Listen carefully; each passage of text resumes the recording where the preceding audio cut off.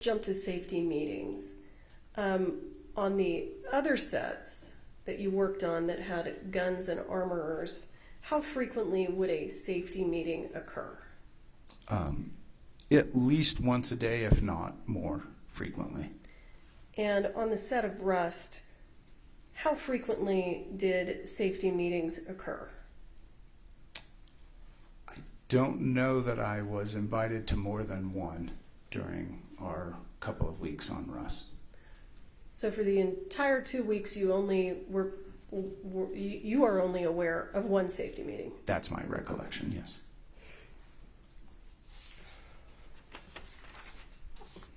Okay, so we've talked about safety bulletins and safety meetings. Go ahead and continue to walk us through, in your experience, the protocol of an armor with firearms.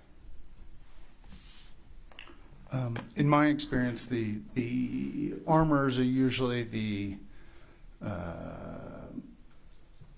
well, for lack of a better description, the most uptight and anal retentive people on set, because they literally have people's lives in their hands. They don't joke around. They don't really have friendly conversations.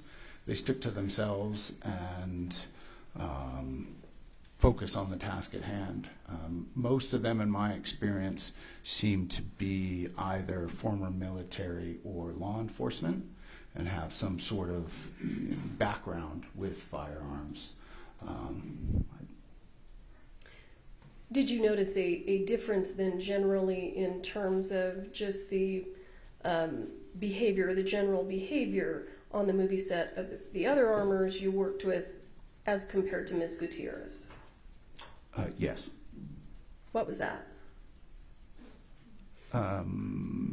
She wasn't necessarily as serious or professional as I'm accustomed to with the other armors that I've worked with. What do you mean? Give us an example. I recall walking by her cart a number of times, and firearms and or bandoliers or ammo belts being left out on the cart unsecured. I don't know that I've ever seen an armor pull loose ammo out of a fanny pack. Typically, my experience with armors is any ammo they use, blanks or dummies, comes out of some sort of container, whether it's a labeled box or some other plastic type ammo container. So. Now, in terms of, you indicated that you would see firearms and gun belts unattended on the cart. Why was that? Why did that stand out to you? It was out of the ordinary. Again, my experience is most of the firearms I've seen on set come out of some sort of locked bag, locked container. The armor, some armors, depending on the show, have a whole wheel around cart with drawers that they can lock. A drawer that potentially has the individual actor's or character's name on that drawer. So that character's props would live in that drawer under lock and key. Were the guns and gun belts laying out unattended on the prop cart, was that a safety concern for you? Yes. Why? It seemed inappropriate and out of the ordinary that those firearms weren't secured. And why is it concerning that the firearms aren't secured? Well, I don't know that they're completely under the armorer's control if they're not under lock and key. And what's your understanding of whether those firearms that you saw unattended, were they fake guns or were they real guns? My understanding, most of the prop firearms we had on Rust were actual working firearms. So. Okay.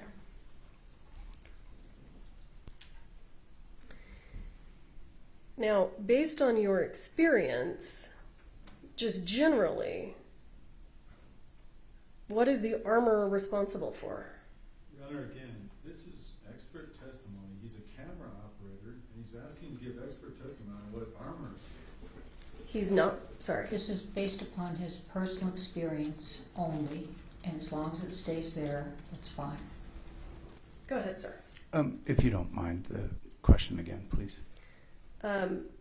What is your understanding, based on your experience, of the armorer's responsibilities on a movie set? To control and keep safe all firearms and ammunition on a given set. Okay. Go ahead and walk us through, if you will, what in your experience are the safety checks that take place when an armorer is bringing a firearm onto the set for filming. Typically, the first AD, the first assistant director, would notify us that we're going to use firearms for a scene. Whether they're loaded or not, they would say something about the fact that we're bringing something that's maybe not a rubber dummy, but an actual firearm onto set. And then typically the armorer would invite the first AD, the cast members involved, and any crew that would like to see both the firearm and the ammunition to see those safety checks. Whether that's looking through the barrel, shaking those rounds we discussed, the dummy rounds, to hear that BB, or explaining to us that the actor is going to fire X number of blanks and they're going to be of a certain power, and then making sure that anybody that's going to be in close proximity has the appropriate safety equipment they need, and they're prepared for that moment on camera. So what you just described regarding the armorer showing the gun and allowing people to look down the barrel, why would that be important to crew members? Because unfortunately there have been accidents in the past where the barrels weren't cleaned in firearms and a blank was fired and whatever debris was in that barrel injured or killed somebody on set. So with regard to your experiences with Ms. Gutierrez, were the cast and crew ever invited to look down the barrel? Not to my recollection. And was that concerning to you? It was. Why? Well, they call them safety checks for a reason, and we were moving through those instead of pausing to have those checks. With regard to the sequence that you described where the armorer shows the dummy rounds to the cast and crew, and I want to be clear, in your experience, does the armorer hand you the dummy round or the blank so that you can shake it? No, I'm not actually allowed to touch the firearms or ammo. So if a particular round was in question, we could ask for them to, show us that it is one type of round or another. And with regard to dummies, how would the armorer do that? Again, in my experience, the way the dummy rounds are manufactured, you would have one of potentially three indicators that it is not a live round. One being a hole drilled in potentially one side or two sides of the brass, so you'd actually see a hole in the bullet. Sometimes the primer is either already struck by something or it's removed altogether, the primer being the end of the bullet, or they would shake them you'd hear like a rattle because there's a BB inside that brass or steel case. Who is the person responsible for shaking them for you or showing them to you? The armorer. And on the set of Rust, did Ms. Gutierrez do any of that? Not that I recall. I think, like I said earlier, mentioned earlier, I believe Halyna and Serge were discussing how to change the lighting for the turnaround. Reese, my boss, Reese Price, was in there. I think he had just brought in a bounce card, maybe for that insert, maybe for the next shot. We don't know what a bounce card is. Lighting apparatus. So he was going to use some of the light coming through one of the windows and potentially reflect that back towards Mr. Baldwin to help illuminate him.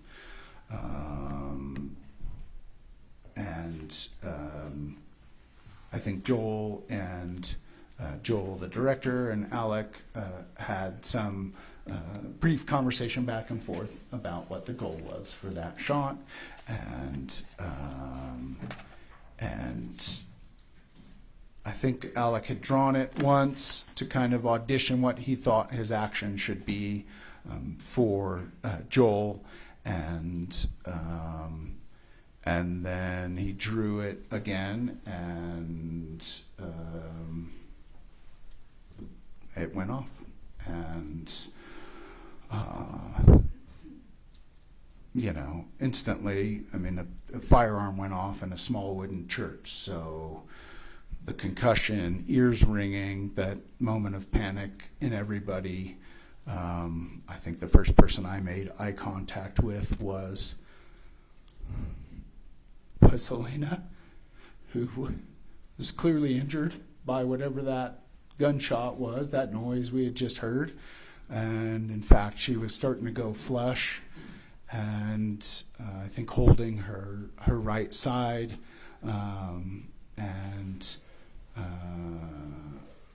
and then I think that Joel let out some sort of scream or made some noise that, to indicate he was also injured. And I think I just my attention went to Joel because he was the closest to me. I think I recall Reed and Serge moving Pew out of the way to help Halyna get to basically to lay Halyna down and start tending to her, figure out what her injuries were, or injury. And I started attending to Joel. I think I yelled out that if you can't help us, get the fuck out of here. And someone called 911, and I do recall Mimi's voice in the distance talking to 911 and telling where we're at, and I tried to calm Joel down. We had a good rapport, so I just tried to calm him down and let him know that we were going to get through it, because I didn't know what else to do in that moment. And then soon after, the medic and the best boy electric came into the church. And I'm going to stop you real quick. Mm-hmm. The medic, do you recall her name? Her first name was Cher. I don't recall her last name. Okay, and who was the other person you said? Best boy? The best boy electric, Matt Hemmer, I believe was his last name. He was Serge's second in command, is what a best boy is. So the gaffer and the key grip each have a best boy, and then the rest of their department. And my understanding was Matt had some combat medical training, so he came in to assist the medic, Cher, and I think when right after the gun went off, do you recall seeing Ms. Gutierrez in the church? I do not. And did Mr. Baldwin stay in the church? He sat down in that same pew, I think, in that moment when I yelled out that if you can't help us, you need to, get out of here. I think he sat down, and then at some point, I know I looked over and he was gone. So. Okay. And in terms of your attention to Mr. Souza, What were you doing to him? Were you touching his body? What were you doing? I was. So Joel was wearing kind of a thick hoodie, and I believe he had a T-shirt or a couple shirts on underneath. So it was start to figure out where Joel had been injured. He was certainly at that point writhing in pain and concerned for himself, asking me how Halyna was, and I think coming to the realization that he had been shot. So I was trying to find where he was wounded. So started pulling back his hoodie to reveal what appeared to be a circular wound in his right shoulder. And at that point, I think the sheriff and Matt came in. They had gloved hands. I didn't, so I had some of his blood on my hands. And I think I helped them roll Joel over.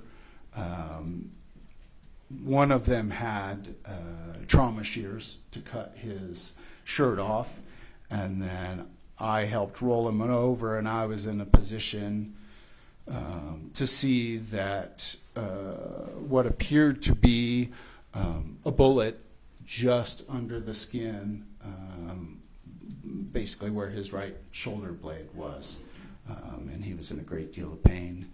And I think that Cher gave me some gauze to just put some pressure on the wound while they attended to Halyna's injuries, which I gathered at that time were certainly much more severe because of her proximity to the firearm. And could you hear Ms. Hutchins? I know you indicated that Mr. Souza was kind of yelling out in pain. Did you hear anything from Ms. Hutchins? If I did, it was just, the groaning and discomfort from being shot by a firearm. I don't remember anything verbal from Halyna. Okay.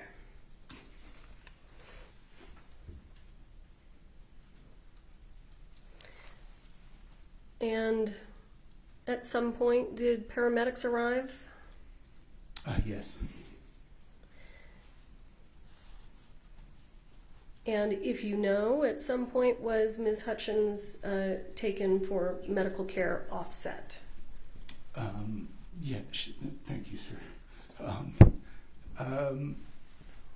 I stayed with Joel until they carried him out, and what I observed was they were trying to stabilize her. I heard them call for a life flight, so they were trying to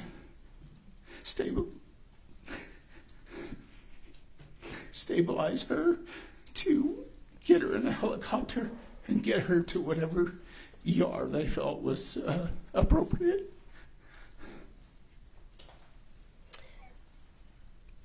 And at some point in time, were you notified that Ms. Hutchins had passed? Yes.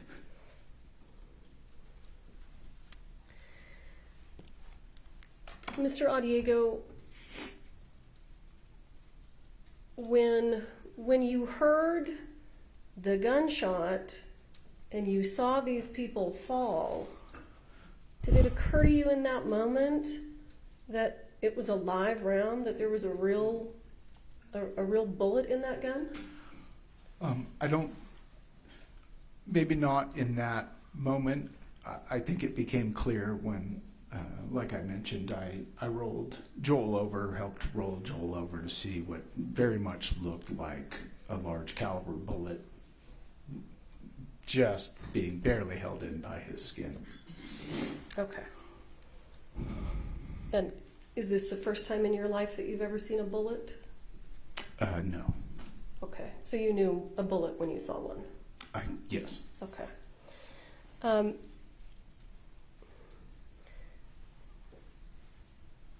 did you ever see Ms. Gutierrez after the gunshot went off? Not until today. Okay. And I want to back up.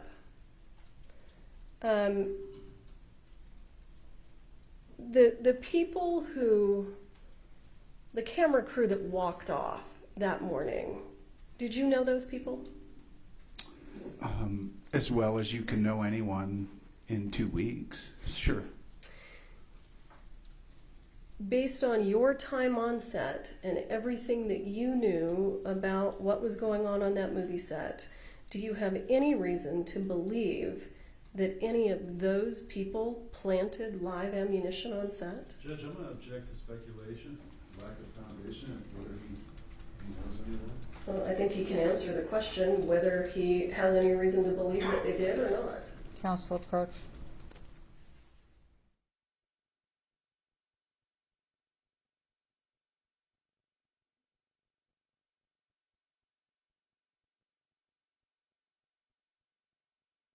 Sir, do you recall the question? I don't.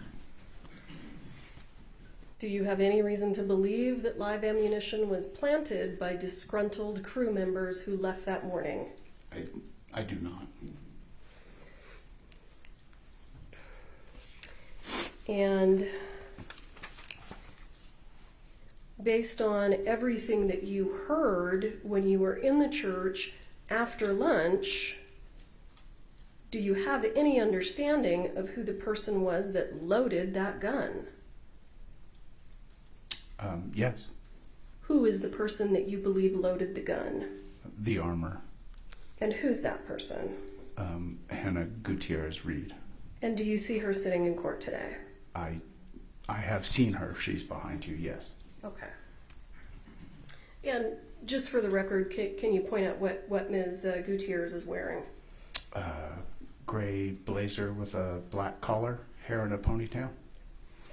Will the record reflect that the defendant has been identified?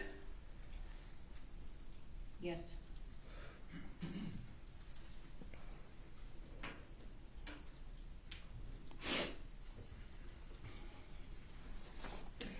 At any point in time when you were in the church after lunch, did you hear anyone tell Ms. Gutierrez to leave the church? No.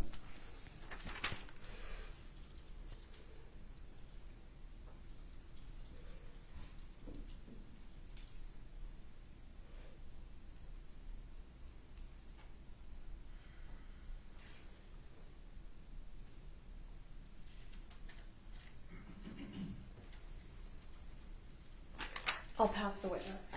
Okay, you're going to face the judge and raise your right hand. Stand up. Do you swear affirm under penalty of law that the testimony you'll give in this case will be the truth, the whole truth, and nothing but the truth?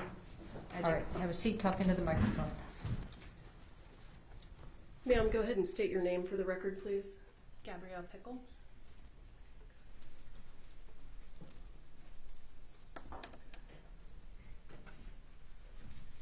And in October of 2021, how were you employed? Could you rephrase the In question? October of 2021, how were you employed? Sorry. As to type of employment or my job title? I'm sorry. Were you employed on the set of Rust? Yes. What was your position? Line producer. What is a line producer? Please let the jurors know what that is, what you do. Basically the project manager, specifically focusing on the budget and managing the budget. And did you have conversations with Ms. Gutierrez about getting what I'm going to refer to as additional armorer days? Yes. And can you explain to the jury how was her employment set up in terms of armorer days and prop assistant days? Let these folks know how you had it arranged. So we had originally, it all depended on the schedule, and we had originally scheduled 5 days with blank blanks on set. And so we had 5 armor days. And then as the schedule changed due to other departments and us filming, it expanded, meaning that we would need to split up some scenes and whatnot. And so it became 7 armor days, I believe.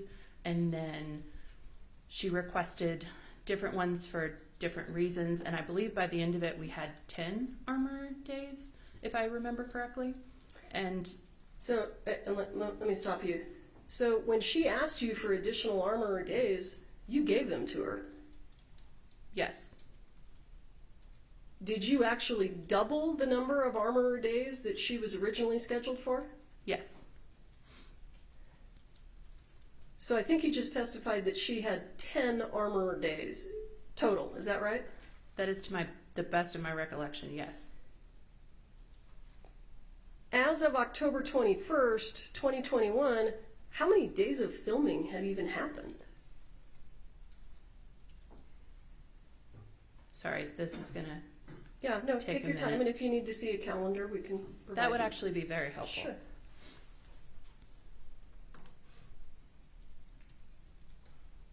It was 2 weeks and 2 days, I believe. Is that 21? Of course. All right.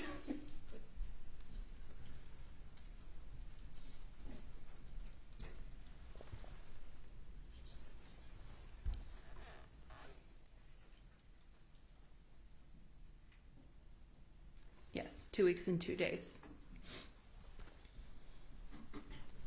So a total of 12. We were on our 12th shooting day.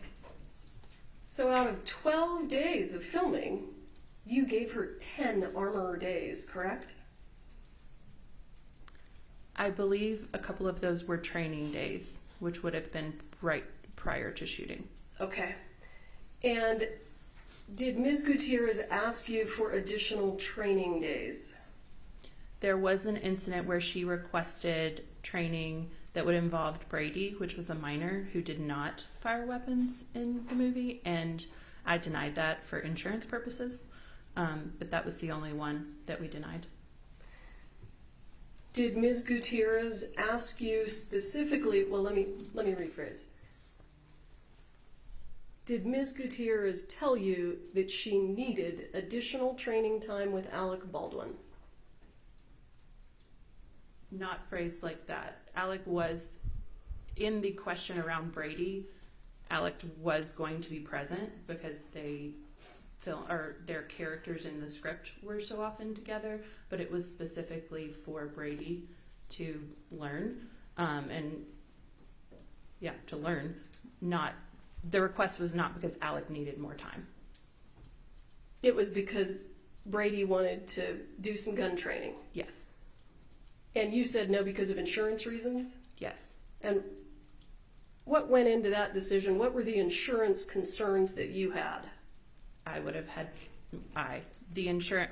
to inform insurance, and then we would have had to pay a little bit more money, because the minor element. Because he's a child, Yes. right? Okay.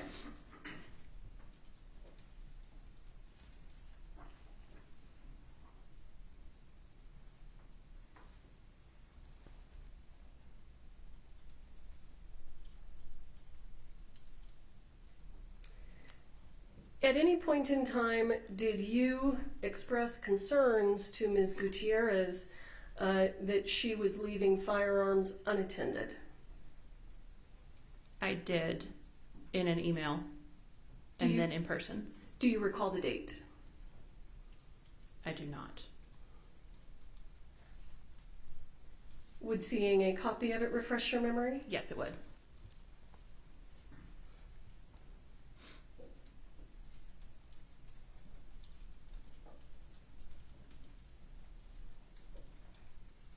May I approach? I will, yes.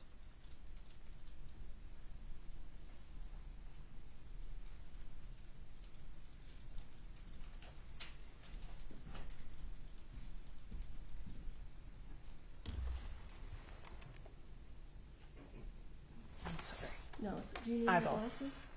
No, October 14th. Okay. I'm sorry. October 14th is the date. Did that refresh your memory? It did. Thank you.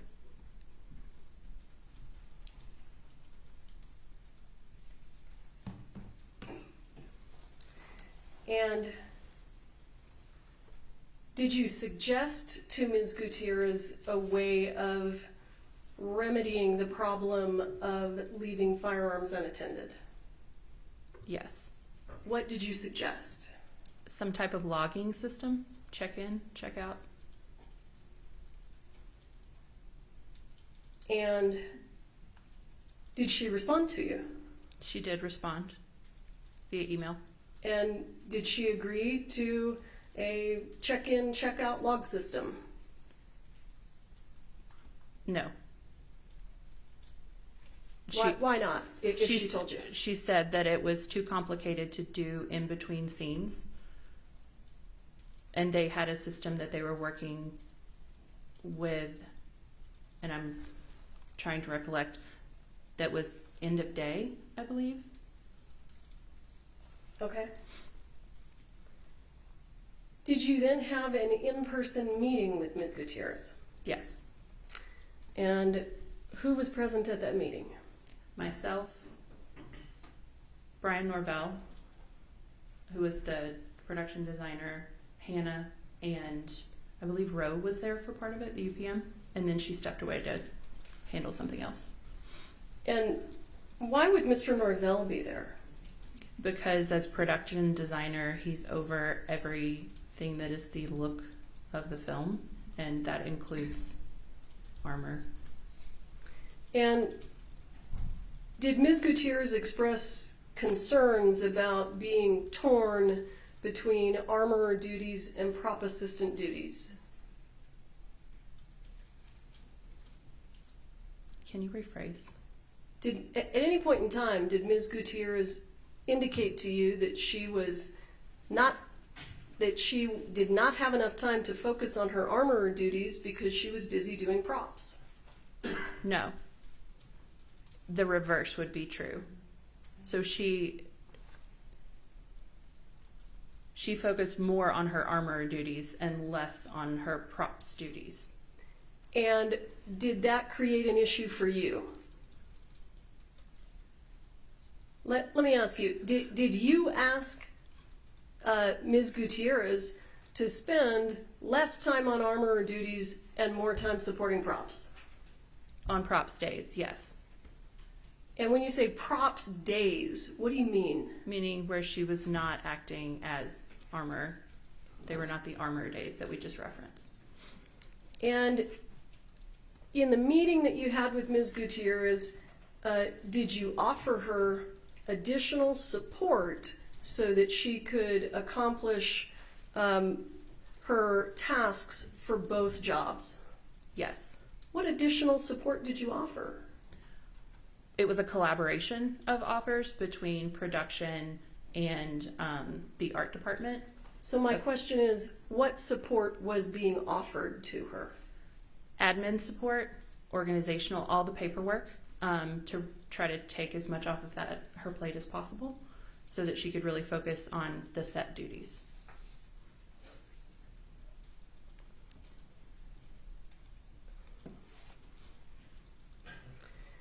After the meeting where you offered support, did Ms. Gutierrez again tell you that she was spread too thin?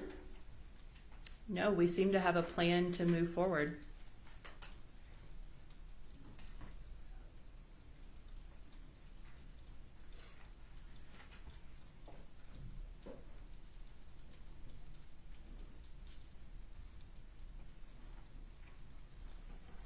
Did Ms. Gutierrez ever express concerns to you that Mr. Baldwin wasn't paying attention during his firearm training that she conducted with him? Not that I recall.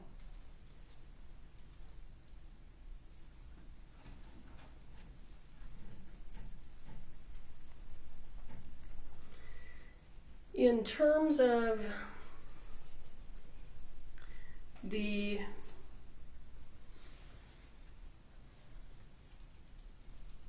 I apologize, I lost my train of thought. I'm over 50 and it's getting late in the day. Is there a difference in pay for armorer and prop assistant? Yes. Which pays more? Armor. And did Ms. Gutierrez also express, perhaps not concerns, but desires to you that her armorer days be something that would be recognized by the union? So she and I had had a conversation early on in her hire about the production once we had wrapped, and I can't remember the exact procedure, but basically writing down her days to submit them to the union to count toward her qualification. I don't remember it being armor specific. I thought it was all days, but that is my memory. Okay. And do you know what union she was attempting to become a part of? It was the California local union. I cannot remember the number off the top of my head, the number of their specific local. Are you a member of that union? I am not. Do you know whether or not you have to be a resident of California to be a member of that union? I do not. All right. Mr. Ziello, when you were working on the set of Rust, did you personally see issues with firearm safety that concerned you? Yes, I did. Will you explain to the jury what's coming to mind as I'm asking you that question? On two separate instances, I came across the cart where they moved the guns around. The armors would bring them to set and set their cart up, and on two separate instances, I came across that cart basically unmanned with nobody around it, and looking around. Let me stop you there. Mm-hmm. Was there anything on the cart that caused you to be concerned about the fact that it was unmanned? Yes, there were firearms and ammunition on top of the cart. And why did it concern you that it was unmanned? It's just not something you see normally on a set. It felt wrong, and it looked, anybody could have done anything they wanted to those weapons that nobody would have known. In your experience working on movie sets with armorers, is that something that you usually see? No, there's usually a chain of custody. Gun goes from armorist to actor, back to armorist, back to storage. Can you recall ever seeing guns and ammunition laying out unattended on a movie set? No. Was there anything else with regard to firearm safety that you witnessed that caused you concern? One instance, we had a large scene in the cowboy town, like in the main part of the western town, and there were a lot of guns involved in the scene. We had finished the majority, like the big wide part, and I ended up standing next to an actor who still had his pistol in his holster, was not in the current scene because we had moved on to another scene, and he was playing with it, messing around, and I just jokingly was like, "Hey, don't shoot me, with that, quit messing with that thing." And I was standing right next to him, and it's not something you normally see. So was Ms. Gutierrez supervising that actor when he was playing around with his gun? No, he was standing by, either waiting to go in again, possibly, or hanging out after he had just finished. I'm not sure. In your experience working on film sets with armorers, are the actors generally permitted to walk around with their real prop guns and manipulate them? Again, there's usually like a strict chain of custody, they call it, and it's armorist, gun back to armorist, back to storage. You don't usually see them left with the actors. In your career, have you ever seen that you can recall? I don't think so. Okay. And sir, were you present on set on October 21st, 2021? Yes. I want to start, why don't we start at lunch, okay? Did you have lunch with the crew that day? I did. And how did you get back? And just to be clear, how far away is the lunch area from the town and the church? About a quarter mile. It's walkable, but there's vans and you get rides typically. And I had my personal vehicle on set, my truck, and I would use it to go back and forth. Okay. And on that day, did you drive yourself to the lunch area? Yeah, And did you drive yourself back? I did, but I also picked up Halyna and drove her back with me on that day. And where did you drop Ms. Hutchins off anywhere? Yeah, right at the church. I dropped her off in front of the church. And just to be clear, were you in the church at the time of the incident? I was not. Let me ask you this, were you close enough that you heard the incident? I was about 100 yards away. I heard everything. Well, I heard the gunshot go off. Do you have experience with real firearms? Some. When you heard that sound and you were, I think you said about 100 yards away, did you have any idea what it was? I honestly didn't know if it was part of the scene. I didn't know if they had started or not. I did not. It didn't raise any major concern to me until someone came out yelling, "Call 911." And is that something that you heard on your radio, or did you see that with your own eyes? I saw that with my own eyes. I heard them yelling. To call 911? Yeah. And what did you do when you realized that there was some type of an emergency? I immediately ran into the church. And what did you do when you got inside the church? I saw Halyna laying on the floor being worked on by the medic, and Joel was to the left, and our dolly grip Ross was attending to him. And at that time, all the pews were still really tight up on them, so I immediately started chucking pews out of the way, and I moved the dolly, and I cleared room for them to work on Halyna. And did you stay in the church while they were performing life-saving measures on Miss Hutchins? Yeah, I did. I was, excuse me. I was directly involved in first aid with her for a number of minutes before the paramedics had arrived on the scene. And when you say that you were directly involved in first aid with her, do you have any first aid training? No, I was just assisting. The medic was having trouble keeping the oxygen mask on Halyna's face. She was flailing and tearing it off. And myself, the gaffer, Serge, and our Steadicam operator, Reed, were all around helping stabilize her. I had her head and neck, Serge had her arms, and Reed had her ankles, I believe. Was it apparent to you that she had suffered some type of a serious injury? Yeah. And why was that apparent to you? She was bleeding and in pain, and I saw the wound and realized it was life-threatening in the area there was. And when you say you saw the wound, where was that? entry was under her right armpit, I believe, and exit was just inside of her shoulder blades, I think. And did you see both of those, the entry and the exit? Yeah. Okay. And then at some point, were you relieved by paramedics? Yes, the paramedics showed up and we all fell back and let them take over. If you recall, when you were in the church attempting to render aid, did you see Ms. Gutierrez or hear Ms. Gutierrez? No, they cleared the church pretty quickly. I pushed past whoever was maintaining the door at that moment and went in.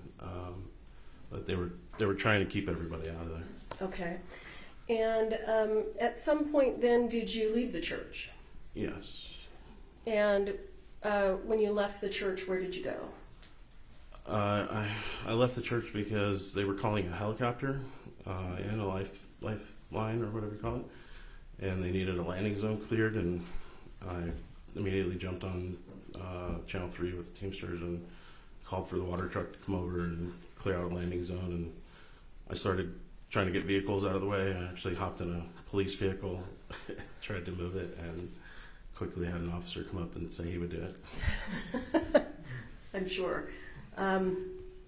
Did you take note of anything when you were outside the church? Did anything catch your eye?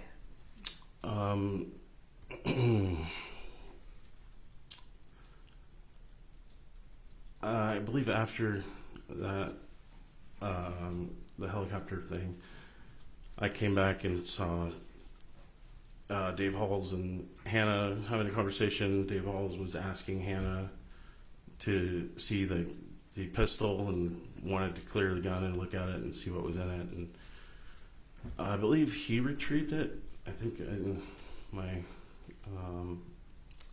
initial interview I said she had grabbed it, but in my notes that I took afterwards, I believe he was the one who actually pulled the pistol out of the church and brought it outside. And were they standing around or over a cart? Yeah, there was a black Rubbermaid cart just to the left side of the door. If you're looking at the front of the church, just to the left, it was tucked in. It was already, it's kind of, for shooting, we always tuck things in tight around the door, and it was already there, and they were standing in front of it. And what were they doing? They were removing the bullets from the gun and attempting to check them and see which were dummies and which weren't, or what happened. And did you have any concerns about that? I did. It immediately felt wrong to me, and I thought to preserve it, I pulled my cell phone out and actually held it up, tried to record that happening. And I was just so flustered that I actually didn't push record, so I didn't get any footage, actually, but I stood there holding my phone as though I were the entire time.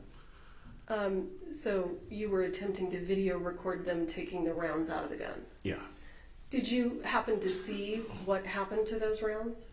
Yeah, they took them out one by one, shook them, checked them, and I believe they ended up on the Rubbermaid cart as they were going through them. Okay. And was this a rather stressful event for you? Yeah. Were you interviewed by the police in a trailer on October 21st? Yes. And have you had a chance to review the statement that you gave? Yes. Can you tell the jurors what your thoughts are about the accuracy of your statement? Honestly, it was pretty inaccurate. I had just found out Halyna died 5 minutes before that, and I was very emotional, and after watching it, several times I misspoke in that. And why do you think that you misspoke and had some errors in your statement? I don't know. I think I was just flustered, and I think I said there were 5 bullets when there were 6. It wasn't anything big, but it was just simple, errors. Do you recall in that interview describing the armorer as a blonde person? I believe I was talking about her assistant, or who I thought was her assistant. Okay.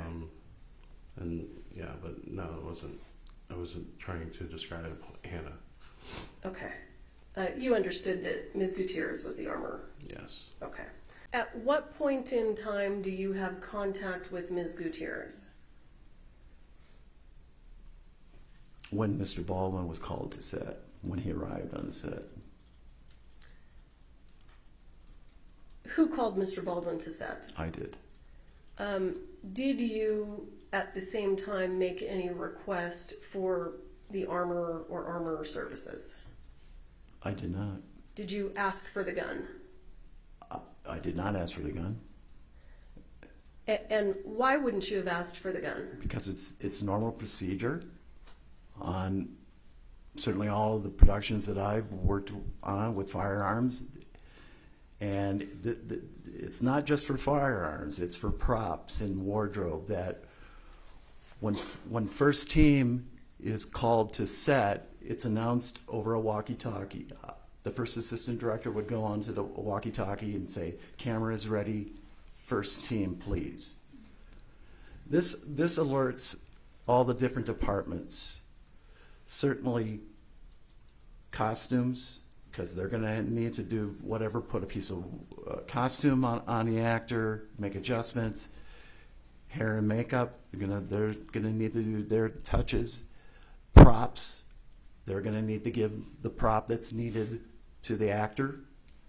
And this is also a signal, a cue to the armorer that the actor that needs the firearm is going to be on set, and I should be there. The armorer, the armorer, I should be there to give the gun to the actor. Okay, so you didn't actually call for the gun, but you agree that Ms. Gutierrez may have understood that it would be time for her to come into the church. Yes. I figure her question, but please, we're going to disregard the question asked. All right, thank you. And my apologies. Just to be clear, you don't know what Ms. Gutierrez thought or why she did what she did in that moment, correct? You don't know that Ms. Gutierrez thought to herself, "I better come into the church." You're making that assumption, correct? I'm making that assumption. Okay. But to be clear, you did not call for the gun. No. Okay. Does Ms. Gutierrez appear in the church? Yes, very shortly after Mr. Baldwin appeared on set. Okay, go ahead and kind of walk us through this. Tell us about when Mr. Baldwin appears in the church and then Ms. Gutierrez, and walk us through what happens. Mr. Baldwin entered the church. He took his position where he was needed in the pew of the church. I'm standing in front of Mr. Baldwin, facing Mr. Baldwin. It was no more than 5 feet from him. I was a body width to what would be his left. And Miss Gutierrez appeared on my left-hand side with the revolver, and she said, let's do the gun check. She opened up the latch to show the drum of the revolver. She rotated the cylinder. It was empty. Checked the barrel. It was what is referred to as a cold gun. And Ms. Gutierrez just took a few steps and gave the gun to Mr. Baldwin. Now, It's your recollection at that point in time that the gun was empty, it did not have dummies in it? it absolutely is empty. Okay. And you looked at it, correct? I looked at it, yes. Now, let me stop for a moment. Were there any opportunity, at any point in time during that day, did you sit in for Mr. Baldwin? I did. When was that? After lunch. Okay. And when you sat in for Mr. Baldwin, was the firearm in the church? No. Okay. So why don't we talk a little bit about that? Why are you sitting in for him? Explain to the jury how that happens. Well, usually there is a stand-in for the actor, a person, and most times it's a person that matches the height and hair color, look of the actor. There was a stand-in for Mr. Baldwin, and when I entered the church after lunch, the stand-in for Mr. Baldwin was there. And because of COVID, I wanted to keep the amount of people in the church to and I typically do that anyway, outside of the pandemic, before the pandemic, just in smaller spaces, I would try to keep. What I usually say is, if you don't have to be there, please don't. So, because of COVID and just generally, I'd like to keep only the people that are needed for the shot there. I said, his name was Bill. I said, Bill, it's okay. I can sit in for Alec, and it was a good opportunity. Just as if I'm sitting in the pew right now, I can observe everything, the crew preparing, and that's what I did. Did you need to have a firearm at that point in time? I did not. No. Did you have a firearm at that point in time? No, I did not. Were you using anything to mimic a firearm? I recall holding up my hand like this as a finger. Just so that they could set up the shot? Yeah. Okay. So after the setting up of the shot, after you sitting in for Mr. Baldwin, just to be clear, it's your recollection that Mr. Baldwin came in and Ms. Gutierrez came in around the same time? Yes. Okay. She does the gun check with you. You see an empty gun. To your recollection, Ms. Gutierrez hands the gun to Mr. Baldwin. Is that right? That's correct. What happens after that? How do we end up with a gun that is no longer empty? I did not see the gun taken away from Mr. Baldwin. I'm still in the same position, facing him, body width to his left, no more than 5 feet in front of him. You know, as an assistant director, you're looking around, you're observing, you're communicating with people. I did not see Ms. Gutierrez take the gun from Mr. Baldwin, but she appeared back on my left-hand side, and she said that she had put dummy rounds into the revolver. And at that point in time, was another safety check done? She opened up the latch to the revolver. I recall seeing 3 to 4 what I believe to be dummy rounds. I had seen the dummy rounds before. And when you say you saw them before, are you talking about that day or? Before that day. Okay, and let me ask you, under what circumstances would you have seen the dummy rounds if the only other time that guns were dummied up was a rifle? Yes, and I believe on that day I did see those dummy rounds on her cart. Okay, so you were familiar with what they looked like? They had a very distinctive, bright brass end to it. What would be the end of the bottom of the shell casing, and all the primers were depressed, meaning that this has already been a bullet that has been fired. And but sir, let me ask you. You indicated that you only saw 3 or 4. You didn't see 6. I don't recall her fully rotating the cylinder. Okay. You don't recall her fully rotating it? I do not. Okay. And even though the cylinder wasn't fully rotated, did you let that safety check sort of pass? I did. Okay. And what's your recollection about what happened to the gun after that? She took a few steps to Mr. Baldwin and gave Ms. Baldwin the gun. Okay. And let me ask you, sir, were you criminally charged in this case? I was. And did you enter a no contest plea to negligent use of a firearm? I did. And why did you do that? When I say why, what in your mind caused you to be, what caused a plea to negligent use of a firearm to be appropriate? What did you do that would justify that? I was negligent in checking the gun properly. Okay, that's the reason that you took that plea, is that right? That's correct.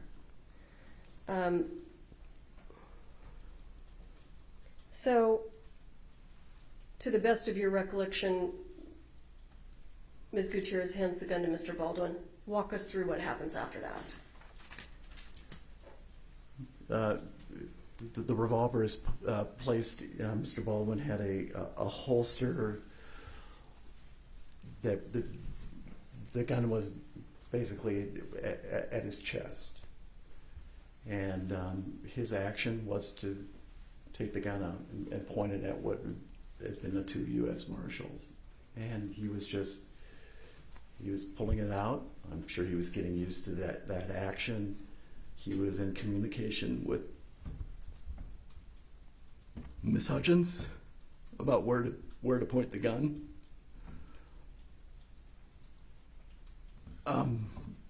Do you recall, sir, was Mr. Souza also in the room? He was.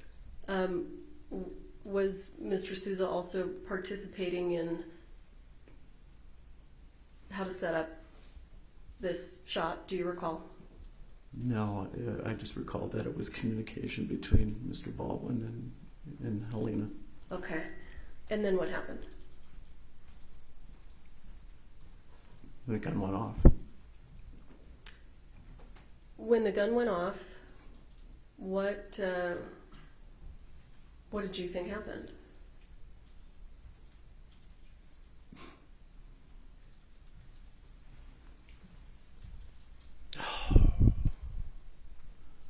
There's so many thoughts. Honestly, the idea that it was a live round of ammunition that went off was just not, it wasn't computing. It wasn't, and it was my thought was that a blank round had been loaded, and there had been another instance that an actor was killed from a blank round, and I just thought that there something in the blank round, a wadding. I had heard at one time that maybe they used pieces of wax to keep the black powder in the blank round, or was there an obstruction in the barrel? It just wasn't something I could compute in my mind. Sir, after you heard the gun go off, tell us what you saw in terms of the reaction by Ms. Hutchins and Mr. Souza.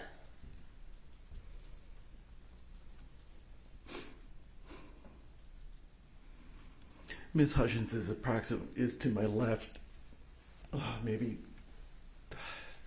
3 feet away. Yeah, it was my recollection that I might have been the first person to her. She was on the ground. Perhaps Ross Adiego might have been there, which would have made sense because he was the dolly grip, and he would have been closest anybody to Halyna. Did you speak to Ms. Hutchins when you approached her? I did. What did you say? Are you all right? Did she respond? Yes. She said, I can't feel my legs.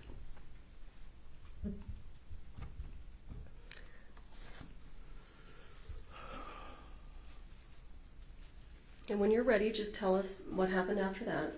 Take a break if you need to. I'm ready. I immediately left the church to make sure that 911 was being called. And the set medic appeared, and she was treating Ms. Hutchins, and I stayed out of the church just to keep. You take the Ackles gun and Swin's gun and you put dummies in them, right? Mm-hmm. What do you do with the guns at that moment? Sorry. That's okay. I'll get you there. It's all right. I took them to Dave to check, and then I gave them off to the actors. So you provided them to those actors, and then they were out of your hands? Yes. And did you touch any other guns or dummy ammunition prior to the incident? No. Not that day. Right. Okay. Not that day. Thank you. So after you hand those guns off to those actors, what do you do? What are you doing when the incident occurs? I am at the prop cart with Nicole, prepping props for the next day, going over the preliminary schedule. So you're at the prop cart, and do you have any idea where Ms. Gutierrez is? No. What happens next? I hear the gunshot go off and Joel scream. When you heard the sound, what did it sound like to you? Did it sound like something that you were accustomed to hearing? No. How did it sound compared to, you've heard blanks go off, right? Is that a yes? Yes. That's okay. And how did this sound compare to, how did this compare to the sound of a blank? It was louder. How long after you heard that sound did you hear Mr. Souza scream? Immediately. And did you have any idea what happened? No. What did you do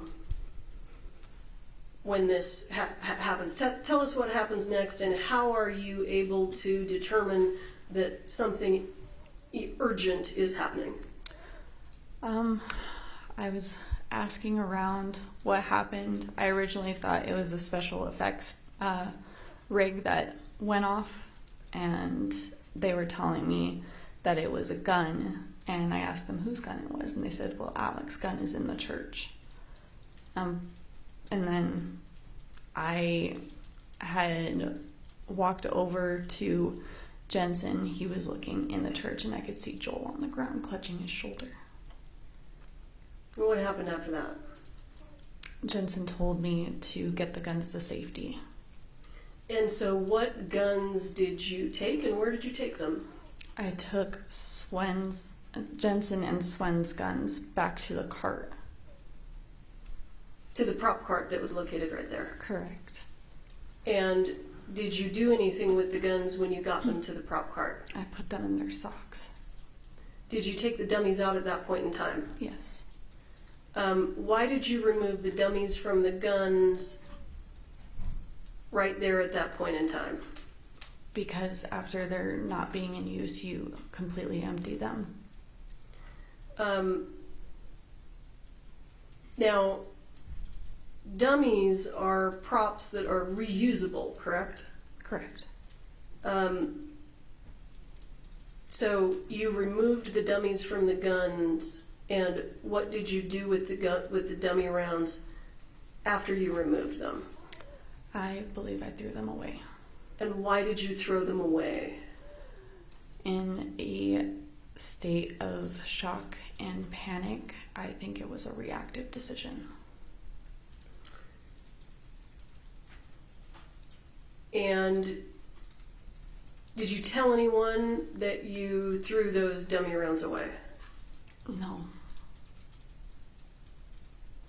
At some point in time, did you disclose that information to law enforcement? Yes. Okay.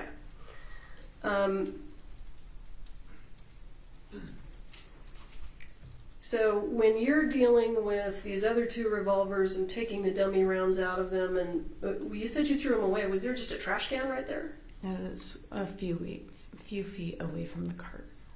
That was where you threw them? Yes. What do you do next, and what's happening next? I don't know the order of events, but I know that I had called Seth Kenny. He didn't pick up my call, and I texted him emergency, and then he called me back. Why were you calling Mr. Kenny? I'm not sure why I did. He was kind of my mentor throughout this process, and I just called him. I told him what happened, and he was also freaking out, and that's all I remember. And what did you tell him happened at this point in time? Did it occur to you that someone had been shot? I didn't know Halyna was hurt. I just knew Joel was. So I told him that Joel was shot. And at this point in time, has it occurred to you that Mr. Souza was injured by a live round? That was my impression, but I didn't physically see his wound. Okay. Because in your experience on movie sets, do dummies or blanks caused people to fall down and scream? No. So, when you spoke to Mr. Kinney, did you, if you recall, did you tell him any of the details about which gun it was or who loaded it or anything like that? Not that I recall. How long do you think that phone call lasted? 30 seconds, a minute. Okay. After that phone call, what did you do? Like I said, I don't know the order. But I know at some point, I had talked to Hannah. She was in the middle of a breakdown, and she showed me the rounds in her hand, and she said, I swore I shook them, and I could visually see that one of them didn't have the bullet anymore. Okay, and her statement to you was, I could swear I shook him, or I swear I shook him. Okay. Yes. And before I forget, I still have State's Exhibit 163 on the screen. Do you know whose hand is in that picture? Who's holding the holster? It's Hannah.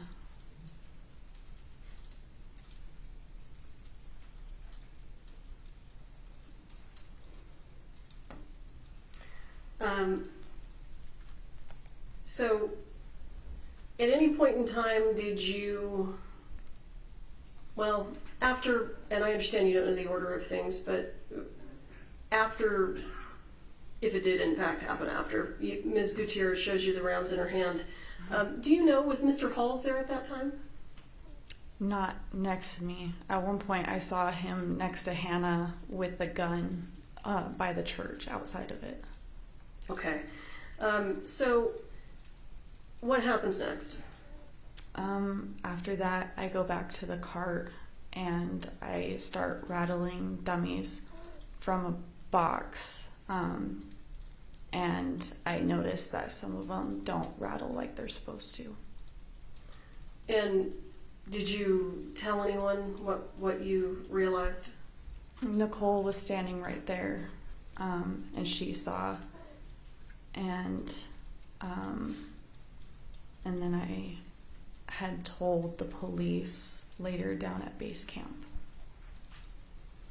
You told them That some of the rounds didn't rattle. okay. And at some point later, did you mention to Ms. Gutierrez that you thought like more than half the box didn't rattle? Yes. Do you think that more than half the box had live rounds in it? No. Why do you think? Why did you make that statement to her? Originally, when I was checking it, like I said, it was chaotic. I was in shock, and I was frantically rattling the rounds. But as time went on, I realized that I had forgotten that some rounds might have had a hole on the side of the rounds. So there were some dummies in there that weren't rattlers. Yes. Okay, they had the hole on the side. I didn't visually see it, but I noticed that there were a couple rounds in there with silver primers. Okay, you noticed some silver primers. Correct. To the best of your recollection, do you know how many silver primers you saw? Possibly 2 or 3. Okay, and did you rattle those or try to rattle those? Yes. What happened after that? I was on my way back with Nicole and Daniel, the art director, to take the guns back to the truck. And then I got a text message or phone call from Brian Norvell asking me to bring Hannah's personal bag to her. And so Nicole and Daniel continued to take the guns back to the truck while I did that. Who was taking the guns back to the truck? Nicole and Daniel, the art director. Daniel Ornitz. Correct. Okay. So you didn't take the guns back to the prop truck? No. When you were looking in the ammo, in the box of dummies, is that something that you just did on your own, or did anyone instruct you to do that? I don't remember. Did you take anything off of that prop cart other than the dummy rounds that you've indicated you took out of those 2 revolvers? Did you take anything else and move it back to the prop truck or anywhere else? No. Did you throw anything else away other than those dummy rounds? No. And Ms. Zachary, I have to ask you this. Did you bring live rounds onto that movie set? No. When the box of Seth Kinney 45 long Colt dummies came on set on October 12th, do you know, did anyone inspect that box? No. Seth did. Did you see Ms. Gutierrez inspect that box after it arrived on set? No.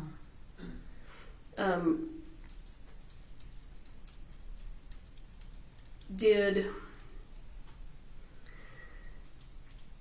Mr. Kinney ever instruct you or ask you to plant evidence or destroy evidence? No.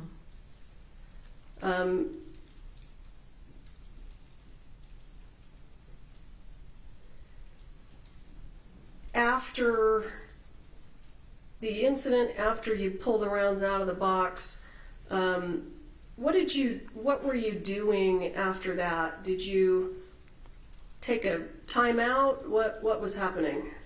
I went back down to the town. Police were telling everybody to leave the area, and I was having a panic attack in the town, and Jensen and Swen came to console me, and we were just talking about what happened and what might have happened.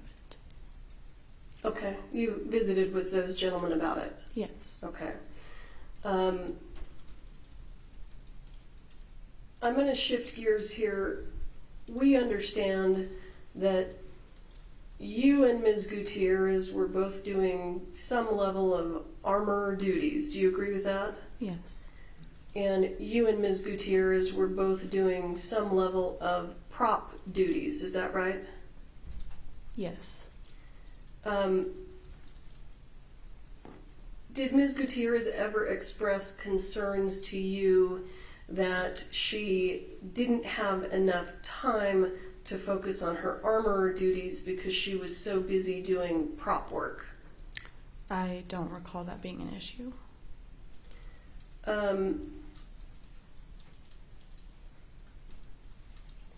Did it seem to you as her coworker that she was stretched too thin and didn't have enough time to do her armorer duties? No.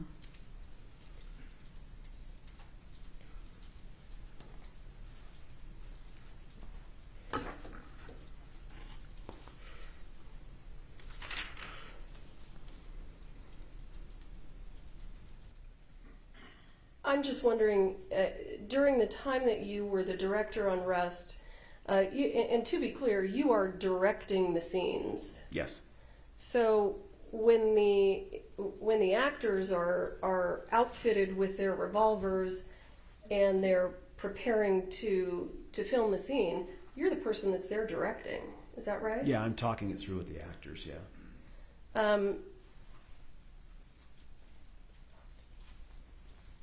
Did you have an opportunity to see Ms. Gutierrez engage in her armorer duties by providing firearms to actors or retrieving those firearms? Yeah, I remember times seeing her do that. I do, yes. Was there ever a time, well, let me ask you this, when we talk about how the armorer and the assistant director are you familiar with the way that the armorer and the assistant director are supposed to do a safety check of guns? Yeah, pretty much. Yeah, I have a pretty good understanding of it. Okay. And what is your understanding of whether or not the armorer should load the gun in the presence of the assistant director? Ooh, to be honest, that I don't really know. Okay. I'm not sure if it's supposed to come to that moment loaded or if they're supposed to do it in that exact moment. That I'm not certain. Let me ask you this. Did you ever see Ms. Gutierrez load a gun with dummy rounds in the presence of the actor or the assistant director? I mean, gosh, nothing that really sticks out to me. I remember times when she would call out what was in it, but I don't remember really seeing her specifically putting things in. Okay. Do you ever recall any safety checks where you saw Ms. Gutierrez shake rounds before loading them into the gun? I never saw anyone shake around, no. Thank you.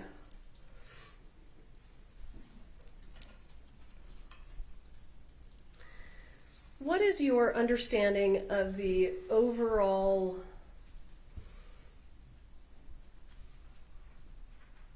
I would say, for lack of a better word, the overall amount of power that the armorer has over the firearms and ammunition on the set? Well, I would say that specifically since it's such a safety matter and it's such a specialized matter that there's really no one on set that should be able to override the armor in terms of the weapons, the ammunition, how they're handled, anything. What the armorer says goes. And would that include the star actor and producer, Mr. Baldwin? It would include anybody, yeah. Okay.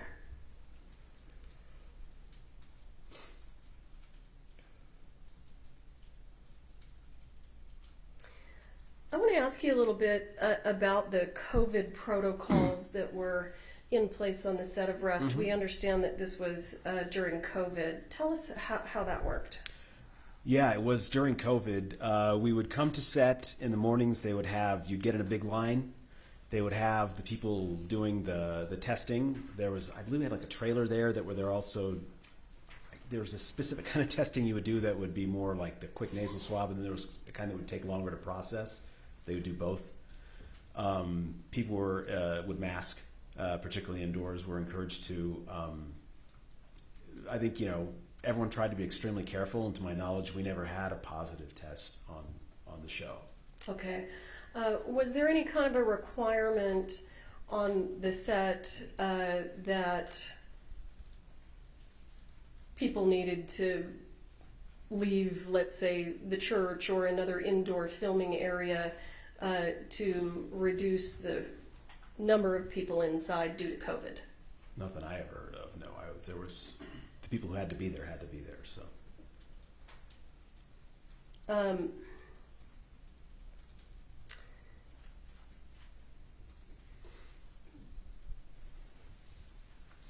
I am going to let me ask you. You wrote the script, so Mm-hmm. are you familiar with all of the scenes that were to be recorded in this Yep. movie? Yep.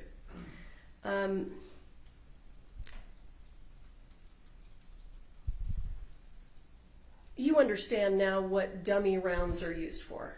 Yeah, they're essentially, you put them in so that if there's a close-up on the gun, there is something that is in the gun that is inert, that can't do anything, but looks like there's a bullet in the gun. To the best of your recollection, was there ever a close-up scene of an actor or a stuntman loading or unloading the lever-action rifle that was assigned to Mr. Baldwin?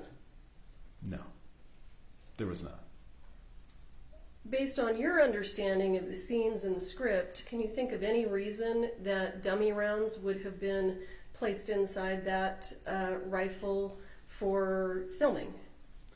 No, I think, if my memory serves, I believe the only thing that rifle was going to be used for it was There's one scene where it fires and accidentally kills somebody, but we were never going to have the rifle fire in any way because it's an underage actor in that scene holding the weapon, and so we were just going to CGI the gun blast. Okay. And when you say CGI, just computer effects. You put a fake gunshot in digitally in the special effects process after you filmed. and hypothetically, if that rifle was going to be used for actual firing, would it have blanks in it and not dummies? Your Honor, object. Approach?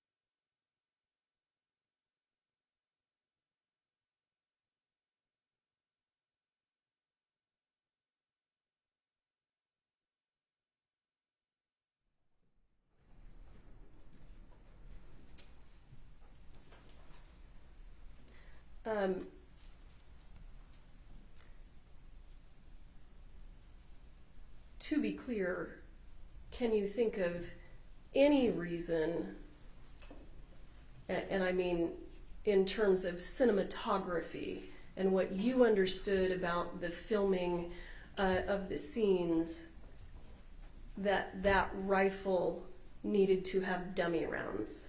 You wouldn't see them. I mean, dummies are purely visual. If they go into the rifle, they disappear into the rifle, so you wouldn't see them, so you wouldn't need dummies in the rifle. Thank you, sir. I'm going to take you to October 21st of 2021. Can you explain to the jury how that day began? Yeah, we got there early, as we always did. It was still dark. Gaffer was waiting there for me with mittens and a hat for both me and Halyna, as he always did. And who was the gaffer? Serge Svetnoy. Okay. And we had realized that I think it was 6 members of the camera team were going to be leaving. And so we knew we were going to not get started really. It was very early. I think Halyna knew that they were going to have to start finding other local folks that were available for work to get us there. And so things started a little later that day than they generally did. And once, I don't remember exactly the number of people that were brought in after the other team had left. I'm gonna stop you right Sure. there. In your experience in the film industry, is it unusual for this kind of a disagreement to occur between production and the camera team? I haven't had it happen on one of the movies I've directed, but I know other folks who have had that happen, yes. And were you particularly concerned about whether the cameramen that quit were disgruntled or had any malintent towards the filming? I wasn't concerned about anybody having any malintent. I think there was a decent amount of acrimony between them and the production office and producers over some things that had been sort of going back and forth. I think they sort of, as there should, they tried to sort of, keep that thing away from me, but I hear things, you know, what's going on? You know, you want people to be happy. You want people to feel good about what they're doing. So, did you think that the camera crew's decision to leave was somewhat reasonable? You know, I don't know. That's a tough one. I wouldn't want to answer for them. I knew it was going to put us behind the eight ball a little bit, but then again, you know, people have their concerns. People have bills to pay. They have their own needs.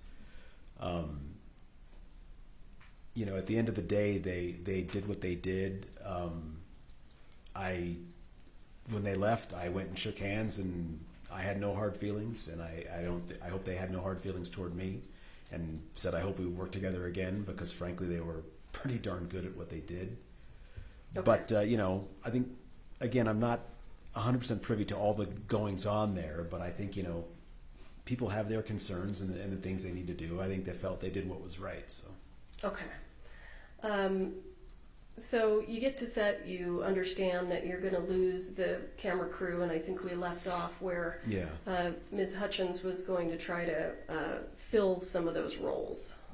Yeah, I think between, you know, Halyna and I think the production office, they would start putting out some feelers in an urgent manner that we need, you know. And so then at some point, some folks came. I don't know exactly how many, there might have been 3 or 4. We were going to be down a camera that day because one of the folks that left was the A camera operator. And so we knew we were going to be operating under only one camera for the rest of the day, which, I mean, sometimes you do only use one camera when you're filming, but, you know, that's going to slow you down because sometimes when you're filming, you can have 2 cameras catching something at once, and now you're going to need to do that twice. So it's going to take twice the time. And so, yeah, we were sort of gearing up and girding ourselves for that and talking about our plan for the day, how we were going to go about this. Because it was already, schedule-wise, it was already going to be a difficult day. So what was the plan for the day? The plan for me, as I saw it, I sort of took Dave, our first assistant director, aside, and Halyna, and just said, look, I think we all understand when you look at this day as scheduled, we're not going to make this. This is not going to happen. And what I don't want to do is start short-changing the scenes that we have in front of us. What we're going to do is we are going to do the scenes that are in front of us. We're going to do them properly. We're going to work our way through. And whatever's left at the end of the day, we can't control that. That's left at the end of the day, and we'll have to figure out tomorrow. But today we're going to do what we can. Okay. And so if you recall, approximately what time were you able to get filming underway? It might have been like 9-something. I seem to remember 9-something because that's, you know, you're getting going a couple hours late at that point. Okay. Yeah. And if you recall, what were the first what were the scenes that were filmed in that session before lunch? Yeah, we were sort of tucked into a corner of the town. It's a scene where the head lawman in the movie, his character's name is Wood. He brings a few other lawmen into town, so it's a decent sized undertaking in that you've got animals. I think we had a mule or a donkey there, and some other animals. We had horses, wagons, a lot of extras, and you have these 3 characters riding into town at a decent pace and then coming in. It was essentially it's before a scene and after a scene, if that makes sense. We were filming the first part of a scene where they ride into town. At a different time, we had already filmed the scene where they would walk in to have this business they were dealing with. And then we were filming again their exit. And during the filming of those scenes, were there any close-up shots of revolvers that would have made the use of dummy rounds appropriate that you can recall? We did no close-ups in those. It was wide versions of them riding into town and then getting off. It wasn't a lot of shots, to be honest, because you have something that big and pretty, you sort of tend to back up a little bit and show it off. And then when they were leaving, it was the character, I'll tell you exactly what it was. His foot goes into the holster. We come up with camera to reveal him getting onto his horse and 2 men behind him, and then they ride out. That starts at what's sort of more termed as a medium shot and then becomes a wide shot as they leave. And were there any other scenes that were filmed prior to lunch other than that one? After we finished on that end of town, we moved up the road to the church and filmed a good amount of interior stuff in the church. There's sort of a big group kind of hovered around where he would be. He would be sitting in the pew. I just couldn't see him. I'm not the tallest guy in the world. And so what I wanted to do was get up behind Halyna to try to sneak a look over her. There's a little tiny monitor on the side of the camera to at least see that, to see what it was looking like. But I never even got a look at that.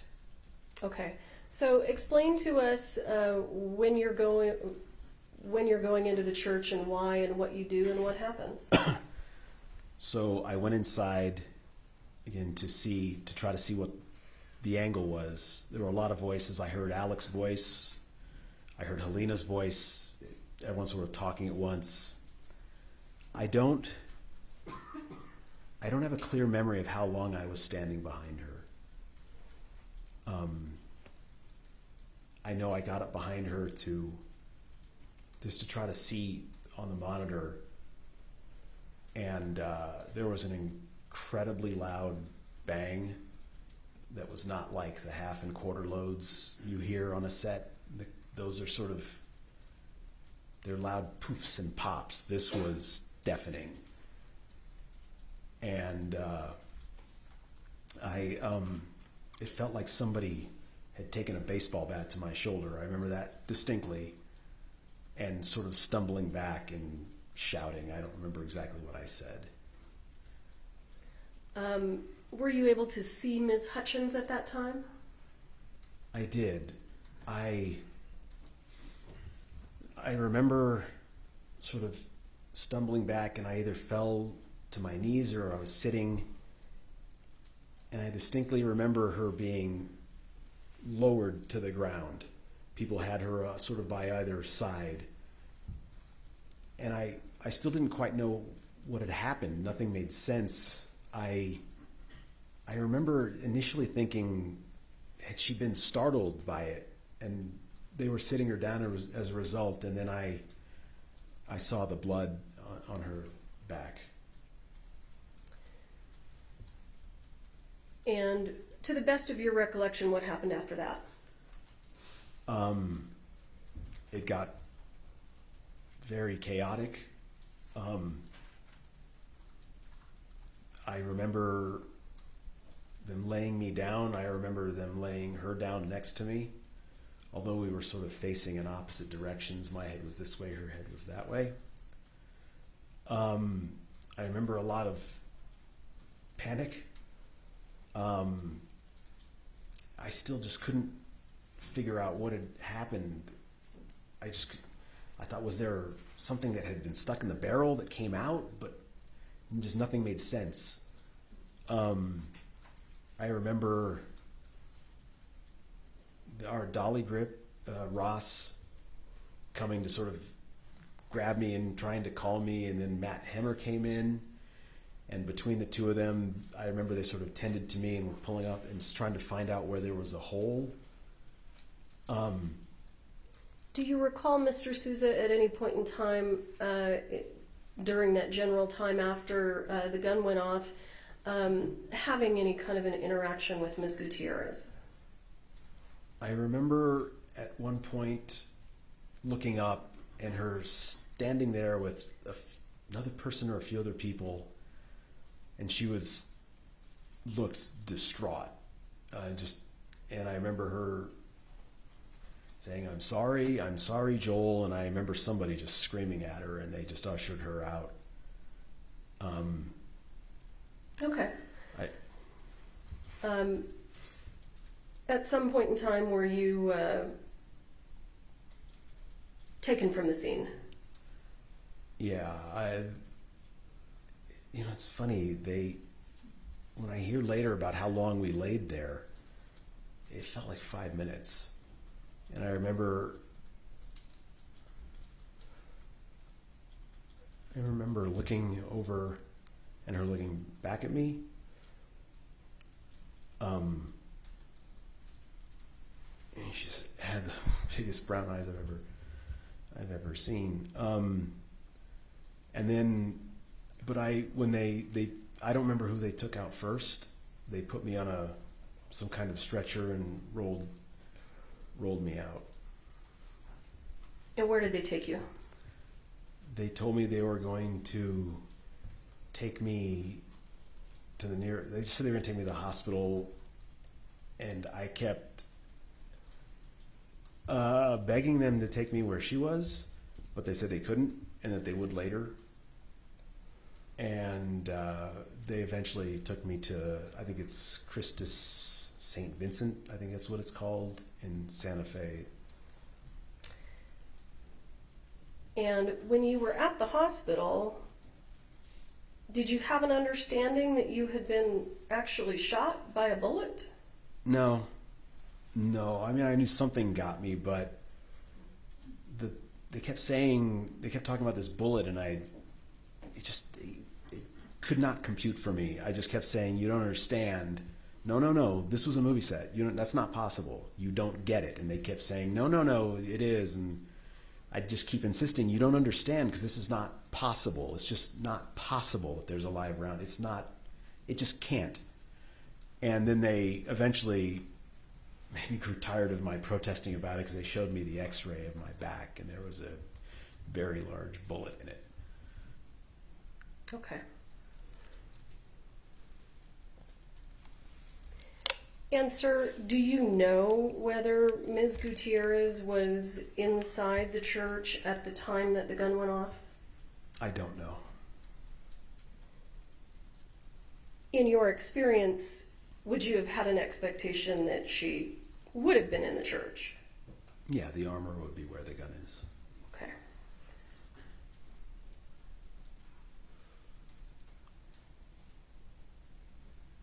I'll pass the witness.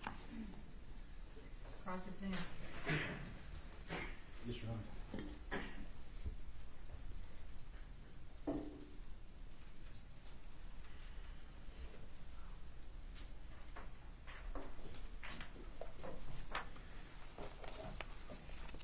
Good morning, sir. Morning. I have a few questions for you. Sure. So, Mr. Souza, I think before you testified that before the Rust movie, your experience with firearms was on Crown Vic. Is that correct? Yeah, more or less, yeah. Okay, and that was a movie you directed. I directed and wrote Crown Vic, yeah. And you wrote that, okay. Yeah. And that, I think you said, had a couple scenes involving firearms, is that right? Well, where guns were fired, there were a few, yeah. So you had an armorer on that set? Was that armorer full-time? He was there for the days that the guns were going to be used or fired, yeah. Is that the only occasion you've ever worked on a set with an armorer? Yeah. Okay. So is it fair to say your experience with working with armorers was fairly limited prior to Up to that point, yeah. Okay. So are you familiar with the SAG safety rules where if the armorer or prop master are not present, a responsibility falls on the AD?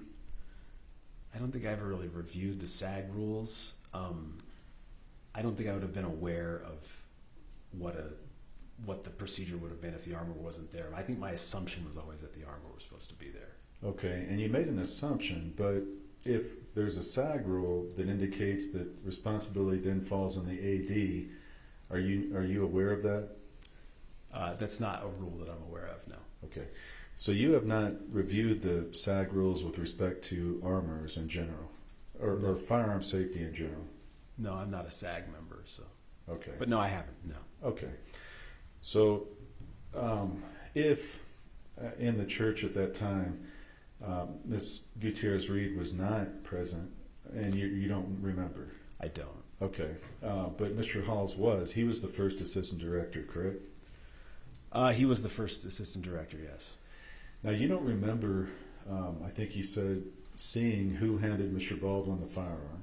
That's correct. And I think you said, sir, you don't remember Mr. Baldwin even having the revolver. You didn't see it. I mean, he had to have had it, but I know he had it before lunch. Yeah. I know he had to have had it for obvious reasons, but I didn't see him holding it in that. It never got to that. okay. So before lunch, did you see who handed Mr. Baldwin the revolver? No, I remember at some point before lunch hearing Dave call out Colt gun, but I don't remember who handed it to him. Okay. And then at some point, do you go to lunch? Yes. And when lunch is over, tell us what happens. After lunch, I had gotten a ride up to set from our base camp, which was just a few minutes away down the road, and I had walked from where they drop us off up to where the church is, and was waiting for the rest of the crew and the rest of the departments to get to set as well. And so I sat down on the end of a tailgate that was nearby. I believe it was electric truck, but I'm not positive. Okay. Tell us what happened after that.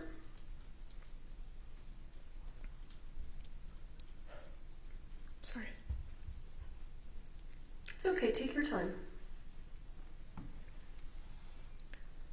I was talking to whoever was sitting next to me, maybe a locations person, I don't remember, and the sound of a gun went off, or I heard the sound of a gun. And I looked over at who was sitting next to me, and I said, are we rehearsing? Because I didn't know that we were back in at that point, and I hadn't heard anything on the radio about us being back in and from lunch.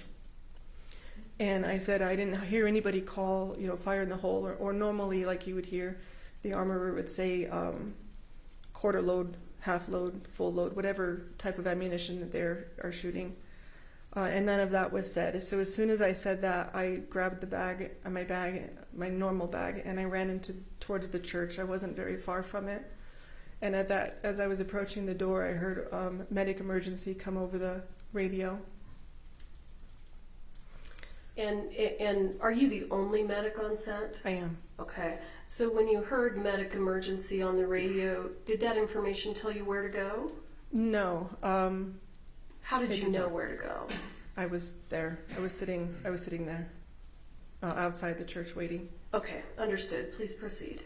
So I got to the door, and one of the things that we are taught when you're becoming an EMT is your scene needs to be safe before you go into it. So I stood at the door and I looked around to see what was happening, and I asked what happened, and somebody said Halyna was shot, or the gun went off, something to that effect. And I looked down at Halyna, who had been sitting at that point to my right, and Joel was on the left in obvious pain. And Alec Baldwin was at the back of the church from me, the opposite end of the church from me. And then I looked down at Halyna again, and as I started going towards her, I believe it was our camera operator, Reed, had asked her if she could feel her legs.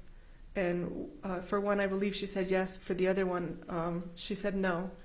And so I knew that there was some sort of spinal injury at that point. And as I was going towards her, I could see the blood dripping from her back onto the church floor.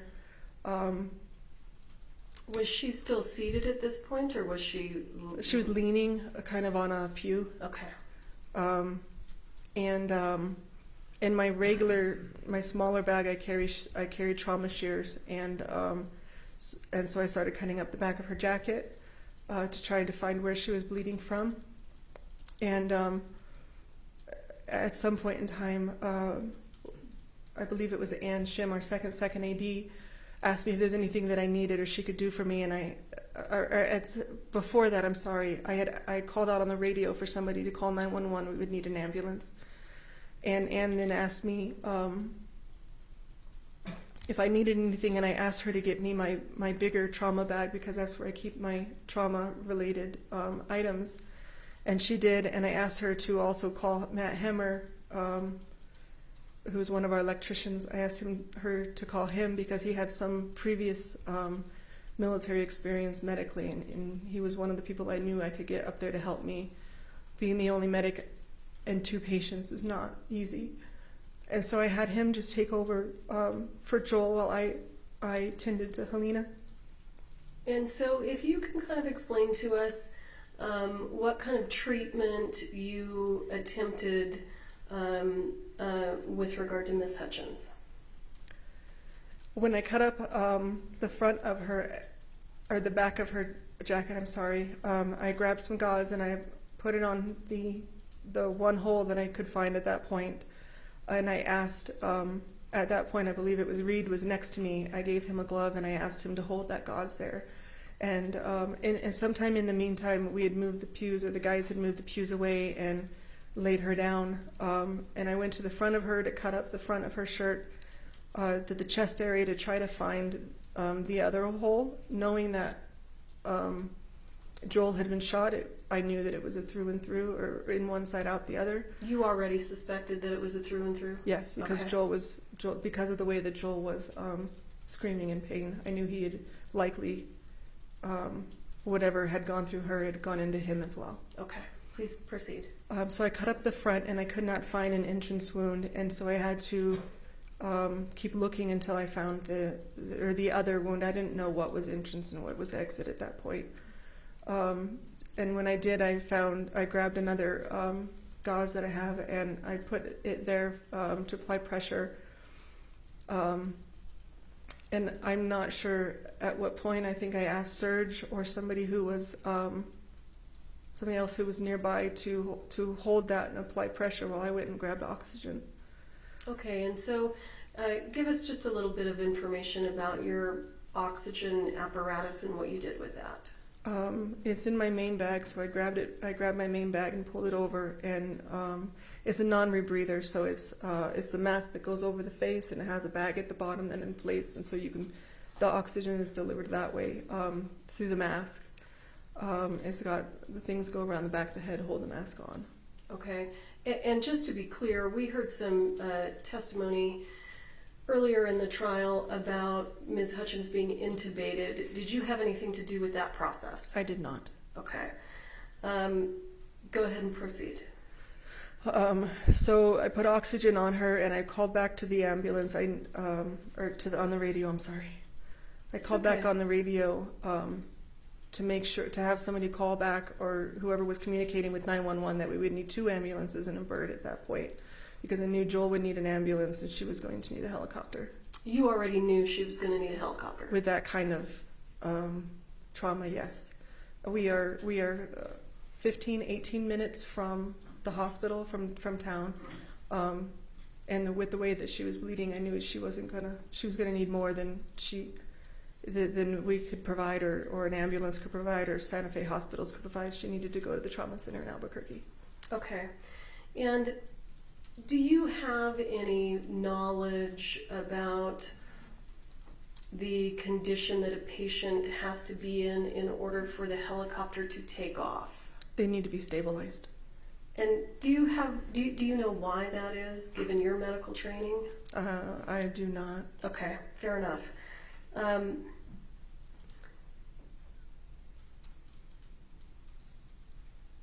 After you called for 2 ambulances and a helicopter, what did you do at that point in time? I just continued. Halyna was fighting. She didn't want the oxygen on her face. She didn't want anybody holding anything on her. She was fighting.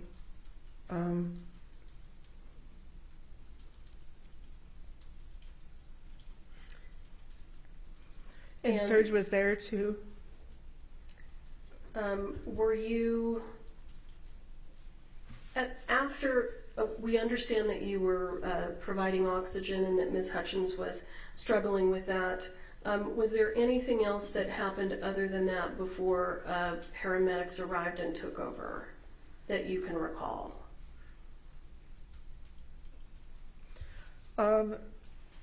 There was a point in time when I first had walked in, there were still people inside, and so I had said to whoever was there, AD-wise, to remove anybody that was in the church that didn't need to be there. If they weren't some of the people that I had asked to help, then they needed to be removed, Alec being one of them. He was still in the church shortly after I got in there. Sorry, I'm bouncing backwards a little bit. No, it's okay. So you asked an assistant director to do that for you? I believe either assistant director or PA, somebody. And a PA is a production assistant? Production assistant, which is when you're first trying to get in the union as a in their union as an AD, you have to become a PA first, and you have to have so many days of PA work that you submit to the union before you can start as the next. I believe it's the second is the. Okay. All right. Understood. So whoever it was that you spoke to, and you asked them to remove Mr. Baldwin and any other unnecessary people, did that person do that for you? Yes. Okay. And at some point, did paramedics arrive? Yes. Do you have any idea how long it took them to get there? It felt like forever. I believe, though, it was. I don't have an exact time. I believe 12, 15 minutes. Okay. And I do believe that there was before the ambulance arrived, there might have been somebody else, a police officer, maybe that was around, but ambulance-wise, it was quite some time. okay. And do you recall a police officer coming in with a medical bag and handing items to you? I do, vaguely, but I do. Okay. Yes, ma'am. All right, have a seat talking to the microphone, thank you. Good morning. Good morning. Ms. Smith, go ahead and state your full name for the record. Rebecca Smith. And Ms. Smith, in October of 2021, how were you employed? I was employed as Key Craft Services. Was that on the set of Rust? Yes, ma'am. Okay. Can you explain to the jury what Key Craft Services does? Key Craft Services is basically a set mom. I show up and make sure that coffee is ready for everybody, that everybody has snacks and hydration. If they run out of sunscreen, if they run out of chapstick, they come to me. And what hotel were you staying at when you were working on the set of Rust? The Inn at Santa Fe. And was Ms. Gutierrez also staying there? Yes, ma'am. During the time that the two of you were both working on the set of Rust, did you get to know her? Know her? No. I had a chance to sit with her once or twice, but not really get to know her. Okay. Would you say she was more of an acquaintance? Yes, ma'am. Okay. And Ms. Smith, were you present at the hotel the evening of October 21st, 2021? Yes, ma'am. And at some point that evening, did you go to Ms. Gutierrez's hotel room? Yes. And why did you do that? Court and I forget what his name was, but the set steward were in her hotel room and needed to go to the store to get something and did not want to leave her alone, so they called me and asked me to come up to her room. Okay, and did you do that? Yes, ma'am. And did you stay with Ms. Gutierrez for a little while? Yes, ma'am. And then at some point, did you leave? Yes. Did anything unusual happen when you left Ms. Gutierrez's room? Yes. She asked me if I could hold on to something for her. I said yes. She put it in my hand, and I walked out as there was a knock on the door. And after you left the room, did you look to see what she had placed in your hand? Yes. And can you describe, without making any assumptions about what it was, can you just describe what you saw in your hand? Yes. It was a clear Ziploc baggie with a green small Ziploc baggie inside, and there was powder inside the green baggie. What color was the powder? White. If I want you to compare this to like a sugar packet that you It would. was definitely not sugar. No. I'm sorry. Let me It get didn't my look like sugar. Let me get my question out. Okay. I want to have a discussion about how much was in the green Okay. part, and I want you to compare it to a sugar packet that you would open and put in coffee or tea. Okay. How many of those do you think it was? Maybe 4 or 5. Okay. And Ms. Smith, how old are you? I'm 51.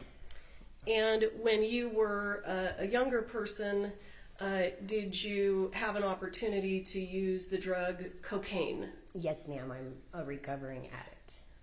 Are you familiar with what cocaine looks like? Yes, ma'am. Are you familiar with the way that cocaine is packaged? Yes, ma'am. Based on that experience, what did you believe to be in the bag? I believed it to be cocaine. And what did you do with it? I threw it in the hallway trash can before even going downstairs to my hotel room. And why did you throw it in the hallway trash can? Because, like I said, I am a recovering addict. I can't, first and foremost, have it in my possession. And second, I was really very offended, and I didn't want anything to do with the situation anymore. Okay. After October 21st passes, did you receive any text message communications from Ms. Gutierrez? Yes. Several. And generally speaking, what was the theme of those messages? I want my stuff back. Other than the bag containing the green bag containing the white powder, other than that item, did you have anything else that belonged to Ms. Gutierrez? No, ma'am. Did you bring this information to the attention of law enforcement? No, ma'am. Why not? Like I said, I didn't want to be involved in the situation if I didn't have to be. Okay. And how long after the incident do you think it was before someone reached out to you to talk to you about this? I believe it was about September of 2023 when you contacted me about it. And I personally called you? Yes, ma'am. Texted, I believe it was. Okay. And did you tell me on that day what you have testified to today? Yes, ma'am. I'll pass the witness. Thank you, Honor. Ms. Smith, good morning. Good morning. Now, ma'am, that night when you went to Ms. Gutierrez-Reed hotel room, you were called over and Ms. Gutierrez-Reed was distraught, correct? Yes. Now, you were called over and there were, you could see she was visibly distraught, couldn't you? Yes. And didn't you say that you would stay with her that night and make sure she was okay? I said I would stay with her for a little bit, yes, until court and the steward came back. Okay. And at the time you left, had they gotten back? No. So before they got back, despite your word earlier, you left. Yes. Did Ms. Gutierrez-Reed also go to your room that night? No. Now, your testimony is that the last time you used cocaine was approximately 20 years old. Is that right? Yes, sir. So that would have been, I think, 31 years ago? Yes. And since then, thankfully, you've been clean. Is that right? Yes, sir. So you have not seen that substance in 31 years. That's fair to say? No, that's not fair to say. Okay. I have seen it, just not used it. Okay. Now, you stated on direct examination that you believed it to be cocaine. Yes. And do you recall stating at one point that you said it could be cocaine or meth? I don't recall saying that, no. Okay, do you recall at your pretrial interview being asked the question, what was in those baggies? Inside the snack baggie was the green baggie. Inside the green baggie was a white powdery substance, which I knew to be cocaine, or I mean, it could have been meth or something too. It could have, Okay. but I don't believe that it was, nor did I state that I believed it was. I just said that it could be.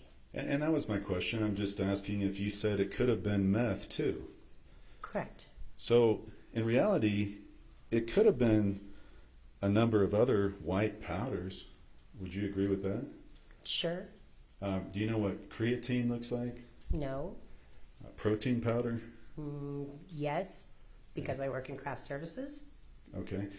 And we could go through a whole list of items, but there's a lot of white powdered sugar, right? Mm-hmm. Is that Yes. correct? Okay.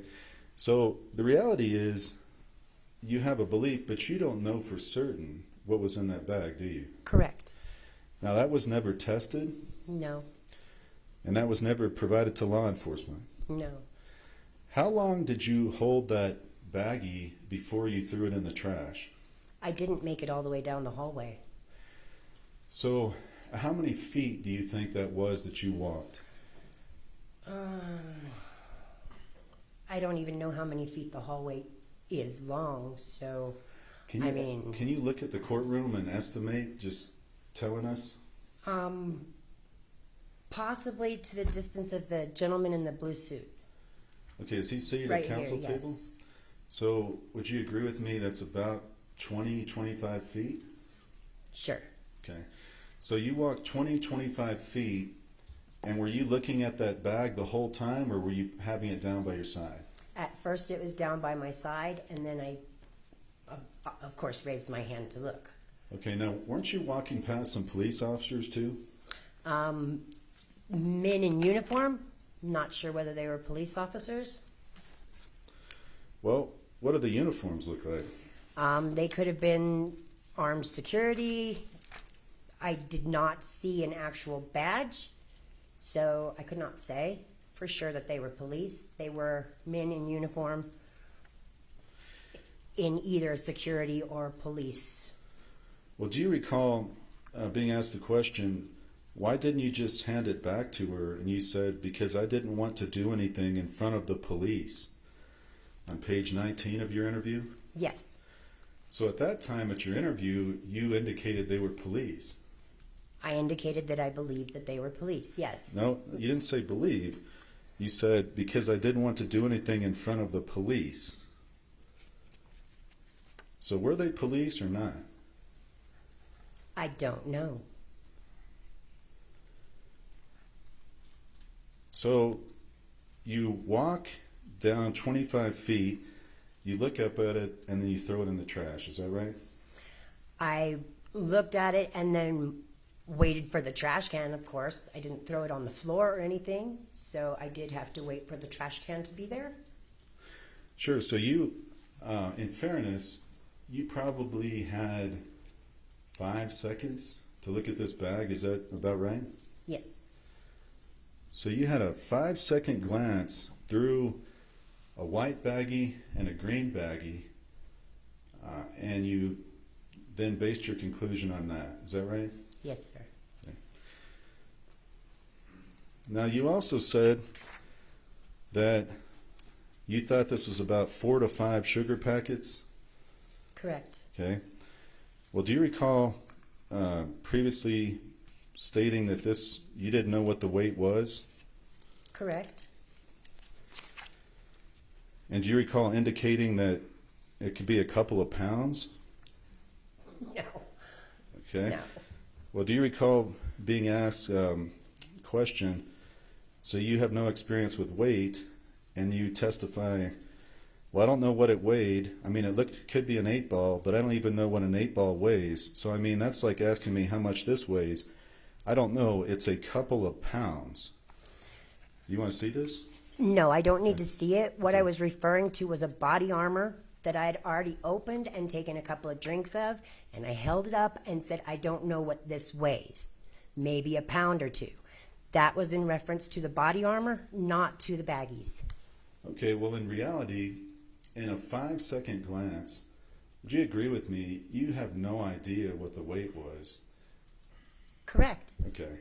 And you really, other than your guess, you have no idea for certain what was in that bag. Correct.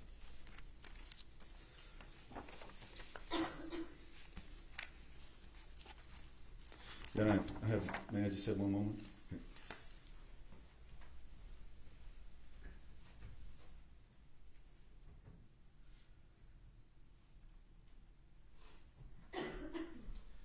Ma'am, last question. Do you recall in those text messages between you and Ms. Gutierrez-Reed, she at one point asked you back for her things?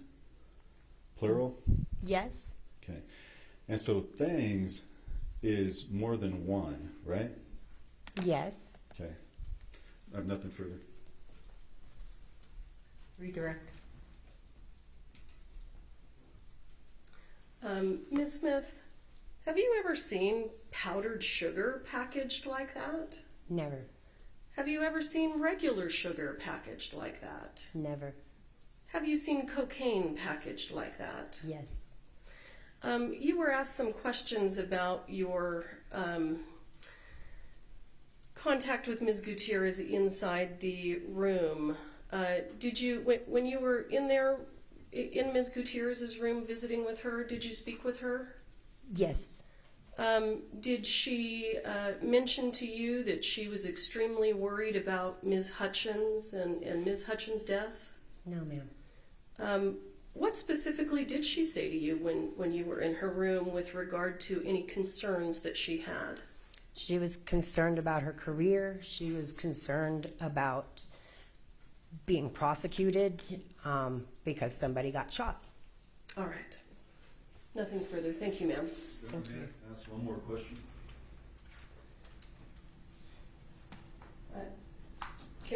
Can we approach real quick? Yes.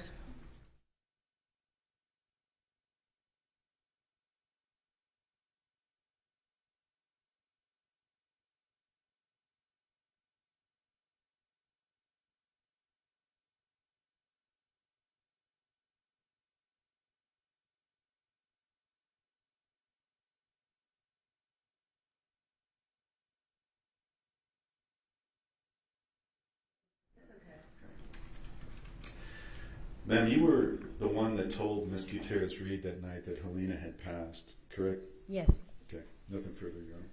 Okay. And did you provide a Denix round to the set of rest? No.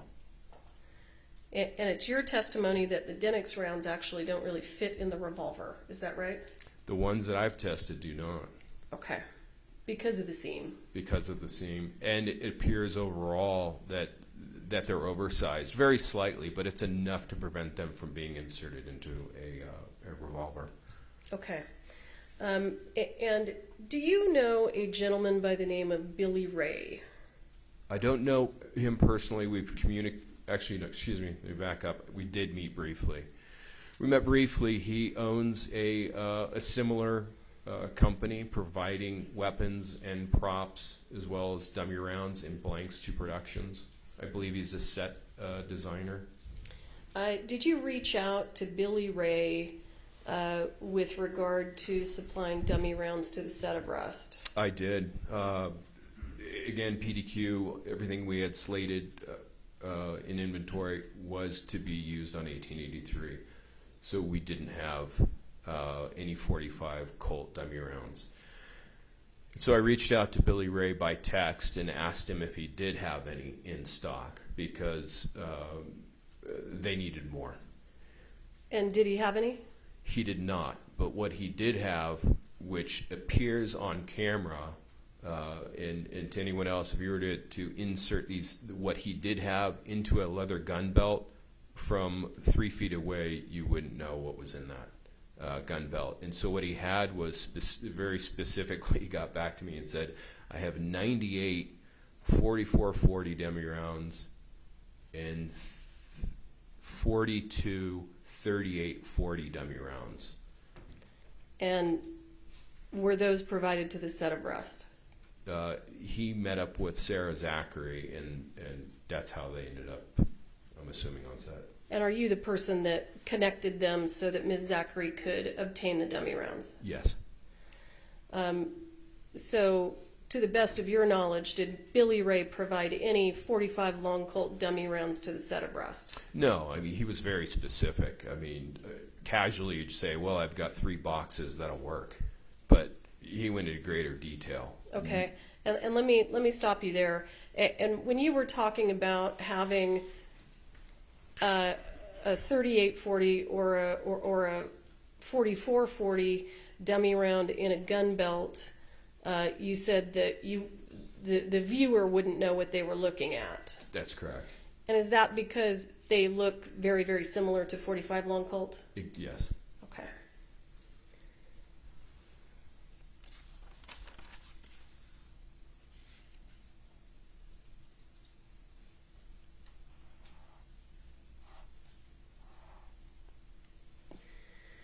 So, in terms of dummy rounds, we understand that you provided some, and we've looked at those photos.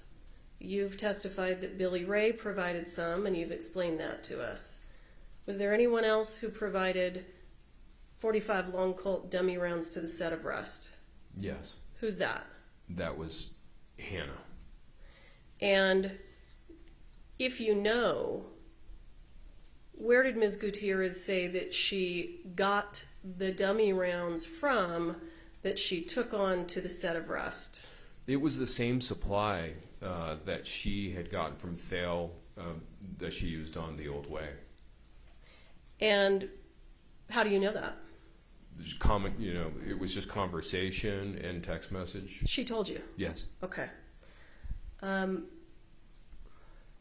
going to show you what has been marked as State's Exhibit 175. It's my understanding that there is no objection to this, and I would ask permission to publish. No objection. States 175 is admitted, he may publish.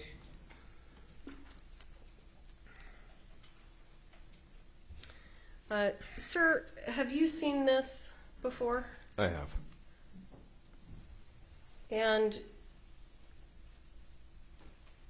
what is this?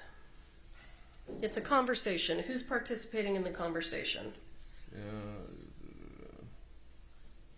Sorry, I've broken my glasses. It's a text conversation between myself and Hannah. And what's the date of this conversation? Again, I'm sorry, I don't have my glasses. October, was it 5th? Do you need some readers? I probably have 5 pairs. No, the new prescription. I broke my glasses, and the new prescription makes me feel nauseous. So let's see. If I take a picture of it. Does that help you? Oh yeah, October 5th. Okay. What are you and Ms. Gutierrez talking about here? Well, we're talking about the. Let's see. Well, what specifically? There's a few dates in there. Go ahead and just take a moment and review it, and then I'll ask you some questions about it. Well, I'm asking her about how she was looking on, for leather. And when you say leather, what do you mean? It would be primarily gun belts, but it could also mean bandoliers as well. I don't recall that Rust had call for bandoliers. It was just primarily, gun belts and holsters. Each gun belt can hold up to 18 rounds of okay. dummies. So to kind of move through this in this text conversation, does Ms. Gutierrez indicate to you that she can't find any of the dummies? Yeah, and she mentions, some of them are still in the belt and in the belts. So hang on. Yep. When she says she can't find any of the dummies, what is your response? Sorry about this. What happened to the dummy? Yeah, what happened to the dummy rounds from TOW, which is an abbreviation of the Old Way. Okay. And what's her response? Some of them are still in the belts. Yeah. And then, what do you explain to her? Something about dummy rounds don't get returned. What are you telling her? And let me know if you need me to. Do you need me to make it bigger? I mean, I might as well just pull it up on my phone. Yeah, so I was just explaining, to her that she needs to, let me know, or as a normal course of business moving forward, now that she's no longer underneath her dad's wing, that if something gets lost or damaged on set, the production needs to pay for it. You said that's an L&D. What does L&D mean? Lost or damaged. Okay. And in this instance, she's just saying, essentially, yeah, they fall, just commonly, the dummy rounds fall out of gun belts for stunts, or even maybe picked up for souvenirs by extras or actors. Who knows? Okay. And Ms. Gutierrez responds, and she actually, I think, confirms what you just said. Isn't that right? Yes. She says, you never mentioned this. I definitely lost some off of the belts during the action scenes. Right. She says maybe like 50 total. I'm not sure. And then she says, so I have to round those up tomorrow and count these? Yep. That was the conversation. And then does she say to you, you both just send me out to do these things and don't teach me right. Shame on both of you. Yes. Okay. And you respond, you're a naughty child. I'll let Papa handle this one. Right. Were you joking? Partially. And what was her response? So what if I need more? You guys freaking blow. Okay. So, based on State's Exhibit 175, was it your impression that Ms. Gutierrez was bringing dummy rounds that were already loaded into gun belts? Absolutely. Not only that, but we were counting on it. What do you mean you were counting on it? Because everything else from PDQ was slated for 1883. In fact, some of it wasn't even manufactured yet. So there was just no inventory. And the only way that they were going to have dummy rounds on Rust is by reaching out to other suppliers in the business, and they needed them straight away. And Billy Ray happens to be in Albuquerque. So that's a straightaway solution. Okay, was it your understanding from that conversation with Ms. Gutierrez that the dummy rounds that she was providing to the set of Rust were left over from the old way? Yes.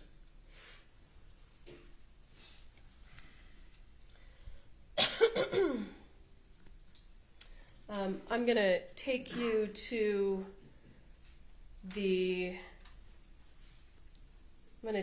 October 21st, 2021. Do you recall that day? Yes. And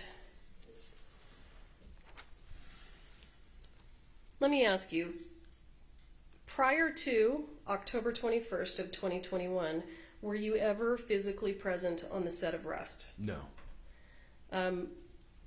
When was the first date that you were physically present on the set of Rust? It was when the Sheriff's Department executed the warrant on the prop truck. And why did you need to be present for the Sheriff's Department to execute the warrant on the prop truck? It wasn't that I needed to be, as much as I felt I wanted to be there to facilitate. And how did you intend to facilitate? But just to be available to answer questions that may have come up. In addition to providing blank ammunition and some dummy rounds to the set of Rust, did you also provide firearms? Yes. Approximately how many firearms did you provide, if you recall? Approximately 30. And do you know where the 30 firearms that you provided were being stored? They were being stored on the prop truck, in the safe.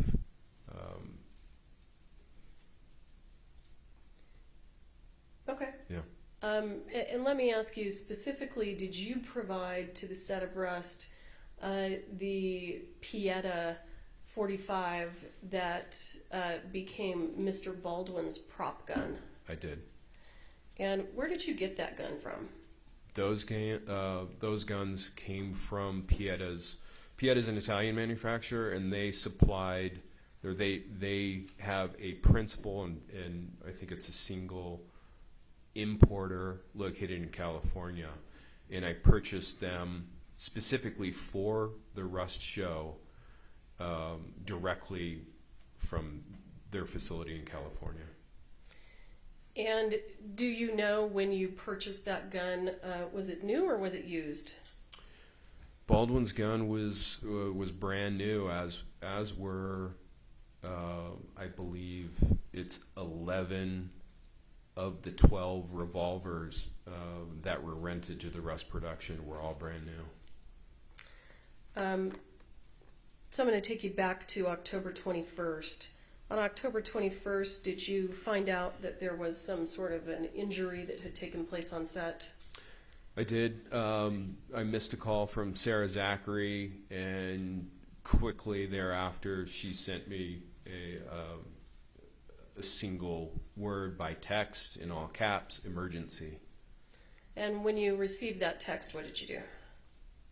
I called her back within a few minutes. Okay. And let me ask this. During that conversation, did you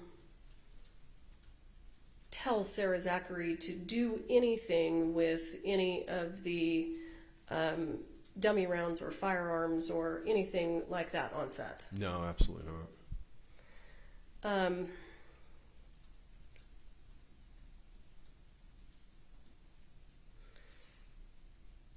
After your conversation with Ms. Zachary, did you call Mr. Reed? I did. I tried several times to get a hold of him. And by phone. Were you ultimately able to get a hold of him? I was. He returned, and I recall texting him as well, and he did finally return my call. Okay, and I'm not going to ask you what he said during that call.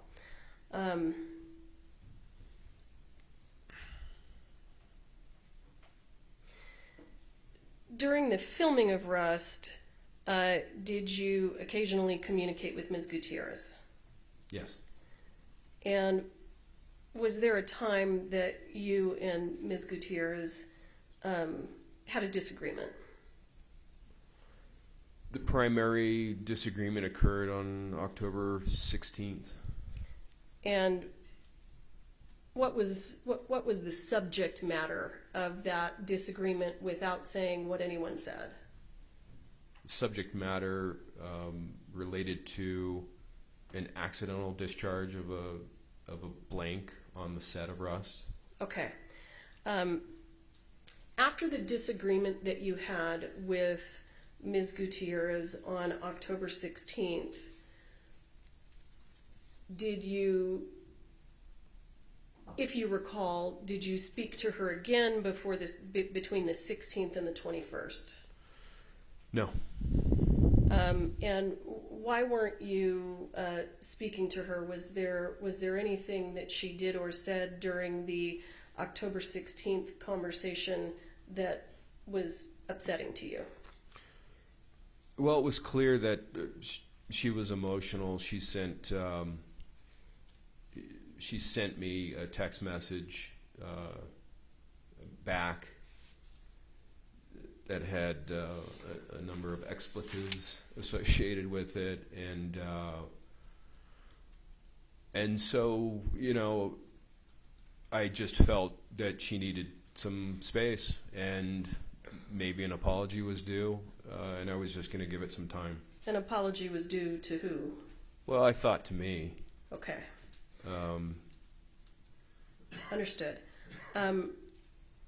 Sir, did you provide any live ammunition to the set of Rust? No. Did you ever give any live ammunition to Sarah Zachary? No. Have you seen photos of the live ammunition that was found on the set of Rust? I have. Did you possess any ammunition that looked like that? No.